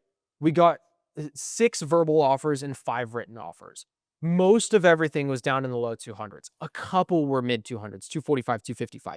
I still think we could get those 250 guys to come up to like maybe 260, right? If we give them a longer inspection period. The fact that this guy's at 280 is just unbelievable, right? So today, after this podcast, we need to get the sellers on the phone and say, listen, we have this offer. This is the offer we need to take. The market has spoken to us. This is the best deal that you're going to get from an investor. If we go on the market, we're going to deal with somebody who wants a loan on the house. They're going to do an inspection period. I can see the exposed wiring. I know it's not going to pass a 4-point. We're going to have to concede on 290, right? Like we're going to have to come down from 290. And I am assuming that we will be dragged below 280. This is the offer that we should take. And I stand 10 toes down on business on that. So the hardest part of what I'm about to do is just getting them on the phone. Because of all of the times we've called them, of the 20 times we've called, they've answered twice. And so between takes of this podcast, I had Grace text the group chat and say, hey, can we call in like 2 hours? We have a very competitive offer. And so, I mean, fingers crossed they pick up the phone. If not, we have to go on the market tomorrow. So, and we sent them a text yesterday saying, hey, if we don't accept offers this weekend, like, we sent the text yesterday and said, hey, we hope you've had the time to review the offers we sent to you on Wednesday. We haven't heard back from you. If we don't accept an offer this weekend, we have to go on the market on Monday. We need your permission to go get photos taken, right? We pay for photos. It's what we do as agents, but we need to schedule it. We need their permission to do so. No reply. So I mean, it's like if you wanted to accept an offer, I assume you would text me. If you don't want to accept an offer and you want to go on the market, I would assume you would give me permission to take photos. I'm not hearing anything from you, so I don't know what's going on. So I am I am really hoping that they pick up the phone this afternoon because I'm confident that this is an offer that they would enjoy and accept. And yeah, like it really just comes down to whether or not they pick up the phone. So it's been aggravating, man. It's been frustrating because Grace and I are genuinely doing really good work to generate offers day one, not on market. I don't have Zillow to help me out. I don't have realtor.com or the MLS. Like it's literally just me talking to people that I know to go make these offers happen. And like the biggest argument that I have against selling your home without an agent is if you sell your home without an agent, you don't have the MLS. You have Facebook Marketplace and the people in your contacts list. Who do you buy? If you owned your duplex right now, who do you call to go buy the duplex? I don't know. Exactly, right? And like you use a real estate agent because I have the phone numbers of people who buy these houses to Right. go get those people to buy this house. So the fact that we were able to generate that much interest in the first day is fantastic. We showed the house, I forget the number. I think we showed the house 6 times in the past 2 weeks, right? Those are great numbers for a house that's off market. And the people who show the house to people who make offers rate is really great. So Grace and I are doing fantastic work. We're communicating very well. If we can't get them on the phone, we send it in a text or an email. We're timely in our responses. If we miss a call, we call back right away. Like we are on top of our shit and we're doing good work. And our biggest hindrance right now is just that the sellers will, like our clients will not communicate with us. And that has been just immensely challenging and infuriating because the rental agents or the rental clients that we're working with right now would like text back in 10 seconds. And they call us and they talk to us. They ask to talk on the phone with us. Mhm. And so it's just really aggravating because I mean, like it's not even that the sellers have unrealistic expectations because if that were the case, like I can get on board with that. I can talk with you about it. It's just that they won't talk to us. Mm-hmm. So that has been supremely frustrating, but a good experience in terms of If network. you haven't already, I would throw the number in to text them what the offer value is. Yeah. Um, Well, so we asked them if they can call in at 4:30. If we call at 4:30 and they don't answer, then we'll put it in a text and we'll say the offer's 280. yeah, yeah. Recommend you take this. I would just put that in the text because from their perspective, they might be like, Could be I've 260. heard this great offer before and it wasn't great to me. Like they might be thinking in their own heads, Right. right? So Right. I would just throw that number down if you can't get a hold of them. Yep. That's what we'll do. But And we'll email the contract to them too to sign. And like if they want to sign it without even talking to us, fine. But sure, this fine. this is the offer that they should take. And if they don't, then we will go on the market and they will not get more money for the house. I know that with confidence. So Yeah. I'm I'm really hoping that they take it. We've worked our ass off to get this many offers. You know, this is the best that I can do, right? The fact that we were able to make this happen is like unreal. So that's my business update. Hoping that I have a good business update next week. Um, so yeah, Yeah. that's what I Hoping for the got. best for you. Yeah. What lessons did you learn this week? I think the lesson I took away was I'm trying to learn that it's okay to breathe a little bit. Mhm. And take a second to pause. You know, I think that time moves on regardless, but if you try to run at the pace of time, you'll just end up running in a direction that doesn't make any sense. And so I think taking a little bit of time to breathe, to assess, and to kind of reset a little bit is something I'm learning to try and do. Mhm. We'll see how it goes. You know, I think I took a little bit of time to breathe this week in terms of workload, but also in terms of doing stuff outside of business to ensure that I'm ready to fix the screw ups that I've made. Mhm. And so I think learning that lesson and navigating that space is something that I've worked on this week. Right. And so that's what I would say is my lesson in progress, Right. per se. But pretty pretty easy one for me, pretty simple one. What do you have for? Well, to Oh, respond to that. sorry. No, you're good. I think it's good to take time to do those things, right? Like if you just pick a direction and start moving that direction without thinking about it, then I mean you're at risk of maybe that's what happened with drop shipping, right? Like, Yeah, in do you some think you ways. picked a direction and then you were like, I'm just gonna go for this without thinking about I think I picked deliberate? I think I thought about it very logistically. And I was like, I have people I know in this space. This space makes sense to me. I've done it once before. I have a skill set that could uh, lend me to do well in this space. Mhm. I think this makes sense. Right. And then it shat the bed. And so this time I'm like, I think I've accepted the fact that my perception of the direction will be inherently flawed regardless of how confident I am in it. But what I can do is at least find where my passion lies because I don't have anything else to go off of, and at least do something where I'll go in a direction where I feel as though I can provide a genuine inherent value by the work that I perform. Mhm. But to find that, I think the direction I pick will be inherently flawed and it will change over time. But at the very least, throughout that process, I need to be able to allow myself to breathe because if I don't allow myself to breathe, I imply that the direction I pick will be correct. Mhm. And if I already know that the direction I pick will not be correct to at least some extent, Mhm. then I will inherently hit a wall because I won't allow myself to breathe at that point that I hit the wall. Right. And so I need to learn to allow myself to take a breath Mhm. because regardless of whether I'm learning to do that now or wanting to do that later, it's a skill that I will need to acquire because the direction I pick will be inherently flawed in some respect. Mhm. And so that's the lesson I'm trying to learn this week Right. moving forward. Do you think if you took this amount of time to deliberate the choice to do drop shipping before you did it, you would have run into the same issue because you hadn't learned the lesson of working with something that you're passionate about yet?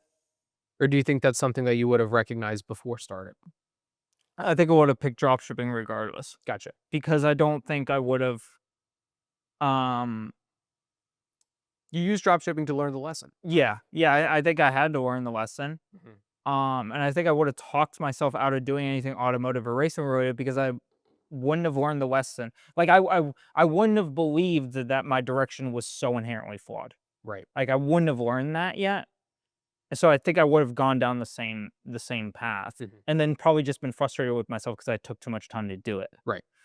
Um, but at this point, I'm like, I think something that shifted for me a little bit is like I really genuinely am trying to like I have like thrown out like I know Hermosi talks a lot about and a lot of people do how like you're not the special snowflake like you're not special you just need to work hard on one thing for an extended period of time blah blah blah blah.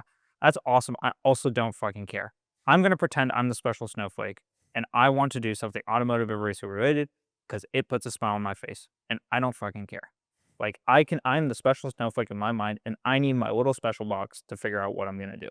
And that's okay because I have my little box with my little life and they have their little box with their little life. Mhm. And this is what I want to do. Sure. And so like that's kind of the headspace that I've put myself in at least right now because at the very least, let's say I'm not the special snowflake, right? Probability has it that I'm not the special snowflake, right? But let's say Also I'm not depends on how you define special stuff. Like, sure. I At think the oh sorry. I think that generally people think that they're the special snowflake when they assume that they don't have to work for anything and like good things are just going to happen to them because God's on their side. So I'm just going to let him take the wheel and then like everything good will just happen to me. And I don't think that you think that way. No, I don't. So I think that you probably don't fit into the special snowflake box. I don't think so either, right? But I'm going to just pretend that I fit into the special snowflake box. At least to some extent, I'm in my box, right? Okay. And it at least for me, right now, I'm using at the very least as a mental exercise in order to learn how to trust myself and trust that I can walk in a direction and figure it out. Mhm. Because I think that what I did was I put myself in a box outside of myself. I Mhm. said, you know what? I have other people that can help me with dropshipping and e-commerce. I have other people that can help me with advertising. Mhm. I have God on my side in order to carry the business for me. And at no point did I look at myself and go, no, I can figure this out. At every step of the way, I was like, I have someone who can do X, Right. or I have, you know, or God will help me with X, right? And like I'm regardless of how well that can work or cannot work, it doesn't matter to me because in that process, I have lost wh- who I am and what I can do Mhm. because I've inherently pushed everything outside myself, whether that was God or other people Right. around me. Inherently, I have lost my ability to navigate from my own lens. And in listening to a lot of other podcasts, I've also lost that to some extent because I've inherently put my direction in other people's hands Mhm. just instinctively, Mhm. right? And so I have formulated the little box for myself, not because it's rational or reasonable or by anyone else's recommendation, but just solely as an exercise in order to get me to try to trust myself and my decision making again. Mhm. And in that process and in my little safe space box, I want to learn to breathe again. Mhm. And to take a little bit of a pause Mhm. and be like, I'm going to work through the stuff I know. Mhm. I'm just going to try to navigate this space a little bit, Yeah. and I'm going to just from my own lens just see how stuff unfolds Mhm. because I think I'm capable of at least being intelligent enough to figure out at least a general broad spectrum shot Mhm. of where I could go, Mhm. right? Like even as broad as like karting versus cars, right? Like I think that at least even if I'm flawed, I can at least generate. I want to be able to generate enough belief in myself to believe that I'm going in the right direction. Right. That's not even something I have right now, right? So Right. so I'm I think you do though. but I think to a certain extent, at least inside, maybe on the outside, if it like you see that, but like to me inside, like I feel like I've Let me help lost you. that. Let me help you. Okay. In drop shipping, right? Q4 last year. Yeah, I'm trying to help me out. I'm trying to think of an bro, we're gonna example. scale big into Q4, man. I'm trying to think of an example where you had to do a gross amount of work in a condensed period of time. And I think one of the examples is maybe when you were doing the website refresh and you had to do all that coding for the lady who was going to Mm, go in and do it. yeah, that's a And good. you were like, I have to do all of this code. I don't know how to code. I have to learn how to do all this in like 1 week to get everything ready for her, right? Sure. Do you think that was like the most stressful time constrained period of work? Uh, maybe not the most. I mean, I had a lot of. What was the most? Shortest amount of time, highest intensity of work. I know there was the folders you did where it was condensed. It was the Excel sheet that was linked to all the folders of your video clips. That was a lot of work in like 2 weeks. Yeah, I mean, I think that the most challenging stretches were when I hammered the advertising the most, when I was like really cranking on ideation advertising. Mhm. And there's a few of those periods that were high stress, but there, I mean, e-commerce, like I had a lot of different flavors of different stresses. I mean, I had stresses where the business wasn't doing well. I had stresses where I needed to do a lot of advertising very quickly. I had rebranding stress. I had lack of direction stress. I had ad account loss, website loss, Mhm. people that I thought I could count on that I couldn't, right? Like Mhm. there was a lot of different flavors. So when you look, Um, pick one. Just pick one. let's do that one. That one. Sure. When you look, how long was that period? About a week and a half. About a week and a half. Yeah.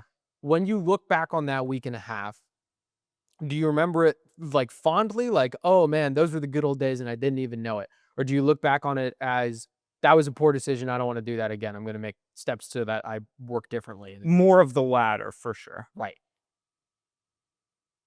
In college, when we sat down and we had the talk of what's more difficult doing these docs or telling the team we're not going to comp, right? An iconic moment. An iconic moment. Yeah. I look back very fondly on that day, right? Yeah. Both high stress, low, like high intensity work in low period of time, but we look back on one fondly and one not so fondly, right?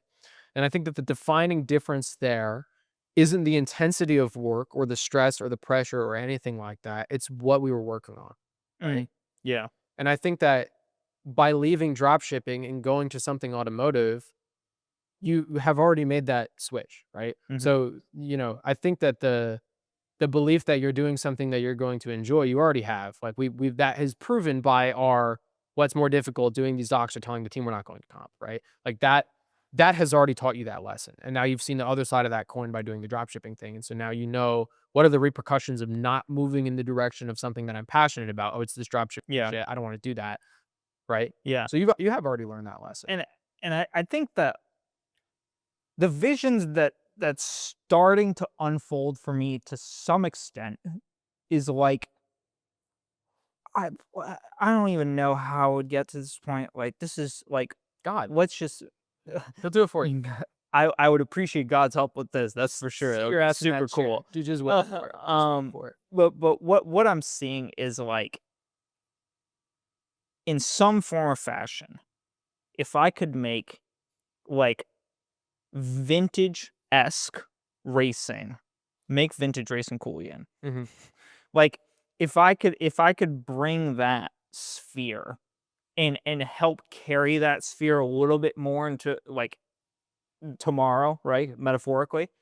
Because I see it as something that it hasn't hit yet, right? Like everything I'm seeing is just like the kids of today, vast majority, at least from my lens, see the newest stuff as the coolest stuff and the greatest stuff. Dude, The what's newer, the better better. than a hybrid V6? Right, exactly. I don't know. That's And my dream car. An Aston Martin Valkyrie V12. Yeah, right. But they're so rare. New V12 cars are so rare. But also, why is the Aston Martin Valkyrie V12 so cool? Is because it doesn't fit the mold, Right. right? Well, it's this true spirit of racing. Like that was the first time. I don't know if that's the first time I've ever heard of V12. It's for sure the first time I've ever heard of V12 in a race car driven in anger in person. Mm. Right.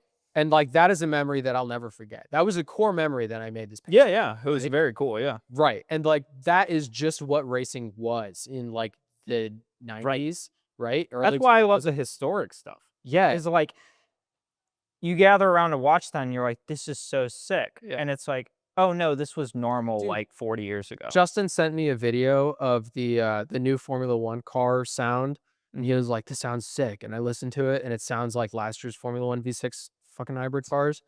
And I said, "No, you're wrong." And I sent him a video of the blown diffusers from 2012, where do you know how blown diffusers work? Yes. What? Yeah, they stay on throttle through corners, right? They sound They redonkulous. they cut a lot of the fuel just to get air moving through the engine, but Yeah. it's essentially like going through a corner flat out. So like the engine, and they're all V8s, V10s, and like Yeah. they're incredible, right? And I mean, there's so many kids like Justin out there who all they know is like the F80 V6 hybrid auto like powertrain from WEC, right? So yeah, But I bet if no one else likes it, that's fine. What I believe is that if I could bring back that flavor of motorsport and get people really excited and really passionate about not stuff that's the latest and greatest hybrid eco fuel. Yeah. But like no, just like cool motors that sound sick, that are interesting from a mechanical engineering perspective, Mhm. not the craziest cutting edge shit, Yeah. but just like really core, like this is motorsport. Like if I could get that and capture that in a bubble and then bring that to people, I think I would really, really love to do that long term. And so that's about as broad as you could get, but it's also about as much direction as I have. I can think of 560 things that you could do. Exactly. In that realm, right? Yeah, yeah. But as long as you enjoy all of those things. Yeah, and so that I think that's kind of like where I'm leaning right now. Yeah. And I think that that comes from an honest place of what I really love about motorsports.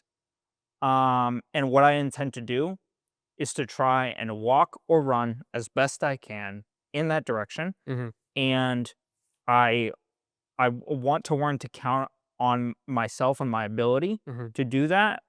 And I feel thankful and blessed for the 1% or 2% that God, the ether, right, whatever you attribute it to, helps me from it in that, right. But I think that at least for me, it is excruciatingly painful to sit back and be like, something else will solve this for me, Yeah. right? And like even and this is the conclusion I came to. Even if it was solved for me, Mm-hmm. it would make me unhappy. Yeah. Because even with the debt situation, like with, like parental help potentially with like X aspect or Y aspect or whatever it is, If you won the I lottery. I am very thankful that I can like there is like help throughout this situation because I'm not a fan of the situation I'm in. But at the end of the day, I would have it it's not like I walk away from that conversation with my parents and go, "Yippity doo," Yeah. right? I'm gonna go skip around now, right? It's like, no, like yeah, I took a little bit of time this week to lay off the gas a little bit, right? I don't think that's a general reflection of how I've run myself over the last years, but I looked back on the last 4 months and I was like, this fucking sucks balls. And I was like, I'm going to take a week to just lay off a little bit, button up all my cars, button up all my stuff for Blue Origin, make sure I got my ducks in a row, and just breathe a little bit. Because essentially, I spent 4 months worrying a lot of shit about business, and I worked really, really hard. Um, and I would like to lay off a little bit and just breathe just for this weekend, Mm-hmm. right? At least before I jump in back to Blue Origin Yeah. and get my gears going back again. Um, You and could, so you what I could still breathe even then, as yeah, Blue Origin starts. Like just like accept that for a small period of time, you're just not going anywhere, and you're just gonna like rest I'm for just gonna climbing. build back up. I'm Right. gonna just pay off my debts Right. and build back up and settle again and get back on my feet and work towards my broader Right. goals, right? And then Um, the inspiration will find you while you yeah, do that. While you do that, you'll realize that you're sick of chipping away at this mountain of debt, and you would rather be doing this other thing. And then you're like, oh, okay, that other thing is what I would like to go do. right. And then it'll And hit the surface. I have faith that I can navigate that and find the broader direction within that. Right. Um, but what I've realized is that me sitting back completely and just counting on that to be done for me, I'm unhappy with. Mm-hmm. So at the very least, I'm just going to work towards it slowly. And I believe that as I work towards it slowly, I will find some direction within that. Mm-hmm. And then I will gain traction. Right. Right. Because any time in my life where I've gained traction on something, I always gain traction really hard and I run. Yeah. Right. But right now I'm on ice and Mhm. I don't have snow tires. And so I am trying to find some grass. Right. That's essentially it. That's how If I. I can find grass, maybe I can find asphalt, and then we're really kicking ass, right? But Yeah, that's been essentially my lessons learned this week. they're good lessons. Yeah. Thanks. Appreciate it. What was your lessons learned this week? Mine is an interesting one. I actually have a really good dial-in quote that applies to your situation, but for Cool. my lessons this week, it's I've learned this a couple times already, but it's never been more clear than this. But it's Hormozi's quote of "You are the output of your work, not the outcome." Right. Mm, And so what I'm learning from dealing with these sellers is that I can't control difficult clients. Right. yeah. I can only control the opportunities that I bring them. Like you can lead a horse to water, but you can't make it drink. Right. So the best I can do is go talk to investors and show them the house and collect their offers and then present it to the sellers. And then the rest is out of my control. Right.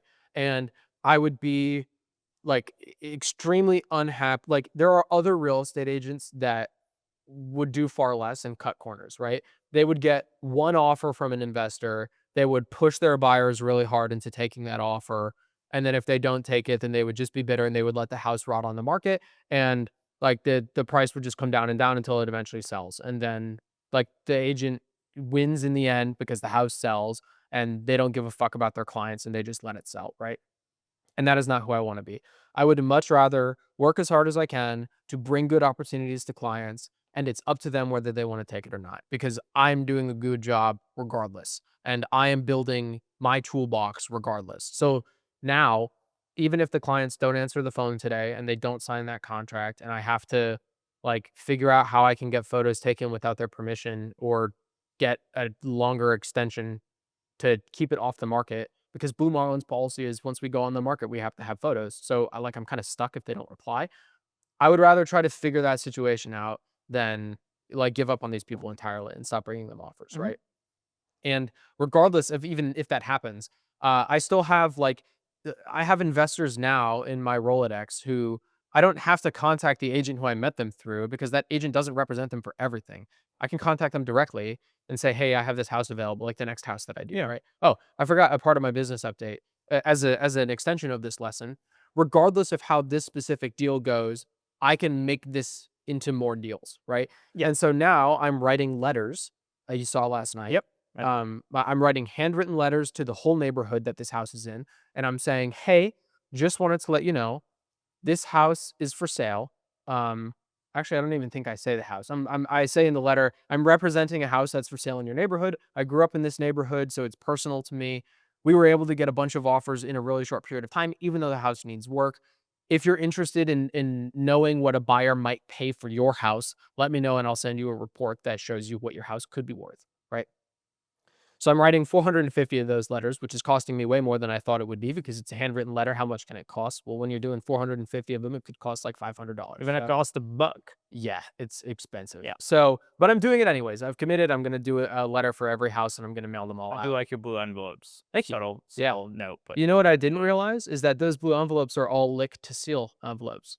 I thought that they would be the stickers that you peel off and stick. Nope. So I have to use a wet paper towel because I'm now licking 450 envelopes. But like even if all the investors end up hating me and the sellers end up hating me and everybody deletes my number and blocks me and like it all falls apart, I can still stand on my performance in saying I was able to generate these offers quickly and I could do the same for you. yeah. And then I can go to new people and do that. I think that's a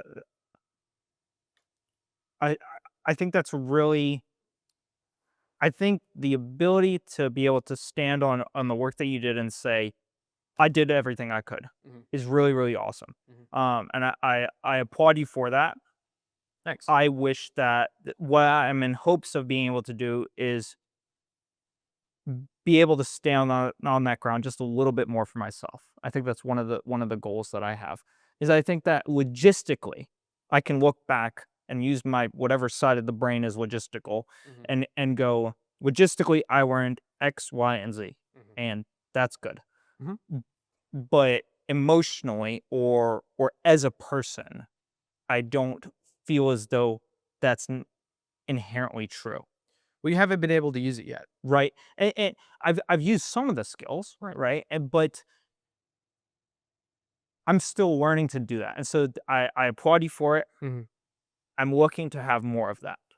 So Earlier this week, I was like agitated. I was frustrated with the sellers not replying sure. because in a very narrow window of focus, I'm thinking I'm doing good work. You're inhibiting my ability to do good work because I can't communicate with my investors. So now I'm damaging my reputation with investors. You owe me a response because we signed a contract. Like I was getting frustrated. And it was because I was measuring my success based on how these sellers reply to me. And I realized that that is just going to lead to like angst and Yeah. bitterness when that's not the case because I do care about the seller. He is a family friend. I do want his family to get money for this house, and they have a right to not reply to me if they're upset, even if it's not how I prefer to live my life. They're living their life in a way that I do Mhm. not prefer. Sure. And so with that, I thought, man, how can I like now I have these investors' contacts in my phone, right? Meaning I now have someone to call directly, immediately when I have an off-market listing. So now I can go to homes that need work. I can go to for sale by owner. I can go to homes that need work where it's completely vacant and the guy lives in California. I can go to anybody else and try to find a home, right? That needs to be sold and then contact these investors, right? And then I thought, well, okay, and even more immediate, because I can do that in any neighborhood at any time now. These investors can apply anywhere, right? But selling in this neighborhood is specific to the people living in this neighborhood. So while I have this house as a listing, I need to go talk to the people in the neighborhood right now and let them know that I can help them too. And so in writing the letters, I am able to leverage the experience I have selling this house right now. And so I feel good about it because I'm taking the opportunity that I have and the lessons that I've learned and the skills I've accumulated and then applying it immediately, right? But the drop shipping lessons that you've learned, which are applicable to other spaces, you haven't had the ability to use just yet. but there will be a day where you have to use a website, or you have to run a Facebook ad, or you have to set up some like payment system where you have to accept credit card payments. And when that happens, you'll go, oh, I'm glad I had all that experience. It just Yeah. hasn't happened yet. And so you have to think about it logistically and tell yourself that it was worth it, even though you can't see it. Right. And that's where I was at earlier this week. I just have the ability to, like, based on my situation, I have the ability to do it like ASAP. Yeah. And so that period of time was condensed for me. But for the 4 days I was stuck there, it fucking sucked. So I get it. Yeah. Sweet. I didn't mean to cut you off. Was that you're good on your lesson? Okay, cool. That one? Yeah. I have, you remembered. I have mine this week applies to a couple different situations. Initially I saw it and I was like, "Oh dude, this is perfect for where Sanders at right now." But then I thought about it and I was like, "Actually, this could apply to me too." And then my renter, who we got the deal all ready to go and the lease was sent to him, and then his buddy didn't have the money, and so he backed out, right? It's been real up and down in his situation. It's like, "Oh, I really like this house. Oh, it got rented out from under me. Oh, have this sum of money, and then, oh, fuck, I lost the money." And like, it's a roller coaster. But um it I am seeing firsthand through him, and firsthand through you, and now firsthand through me in my experience with my sellers, how the framing of the moment really changes from moment to moment. So my Yeah. violin is this story. It's the story of the Chinese farmer. It Oh, goes, yeah. once upon a time, there was a Chinese farmer whose horse ran away. That evening, all of his neighbors came around to commiserate. They said, "We are so sorry to hear your horse has run away. This is most unfortunate." And the farmer said, "Maybe." The next day, the horse came back, bringing 7 wild horses with it. And in the evening, everybody came back and said, "Oh, isn't that lucky? What a great turn of events. You now have 8 horses." The farmer again said, "Maybe." The following day, his son tried to break one of the horses, and while riding it, he was thrown off and broke his leg. The neighbors then said, "Oh dear, that's too bad." And the farmer responded, "Maybe." The next day, the conscription officers came around to conscript people into the army, and they rejected his son because he had a broken leg. Again, all the neighbors came around and said, "Isn't that great?" And again, the farmer said, "Maybe." The whole process of nature is an integrated process of immense complexity. It's really impossible to tell whether anything that happens in it is good or bad, because you never know what the consequences of the misfortune, or you never know what will be the consequences of good fortune. That's a quote by Alan Watts. Yeah. I told that story the other day to someone. It's a good It's a good story. one. Yeah. Well, thank you very much for tuning in to this episode of Vision 79 podcast. Today is February 1st. Hope you have a great week. I'll have a work update for the first time next week. Well, work, I guess you could say, now that I'm saying that again. Wah, wah. 905 update. But anyways, hope you have a great week, and we will see you next time.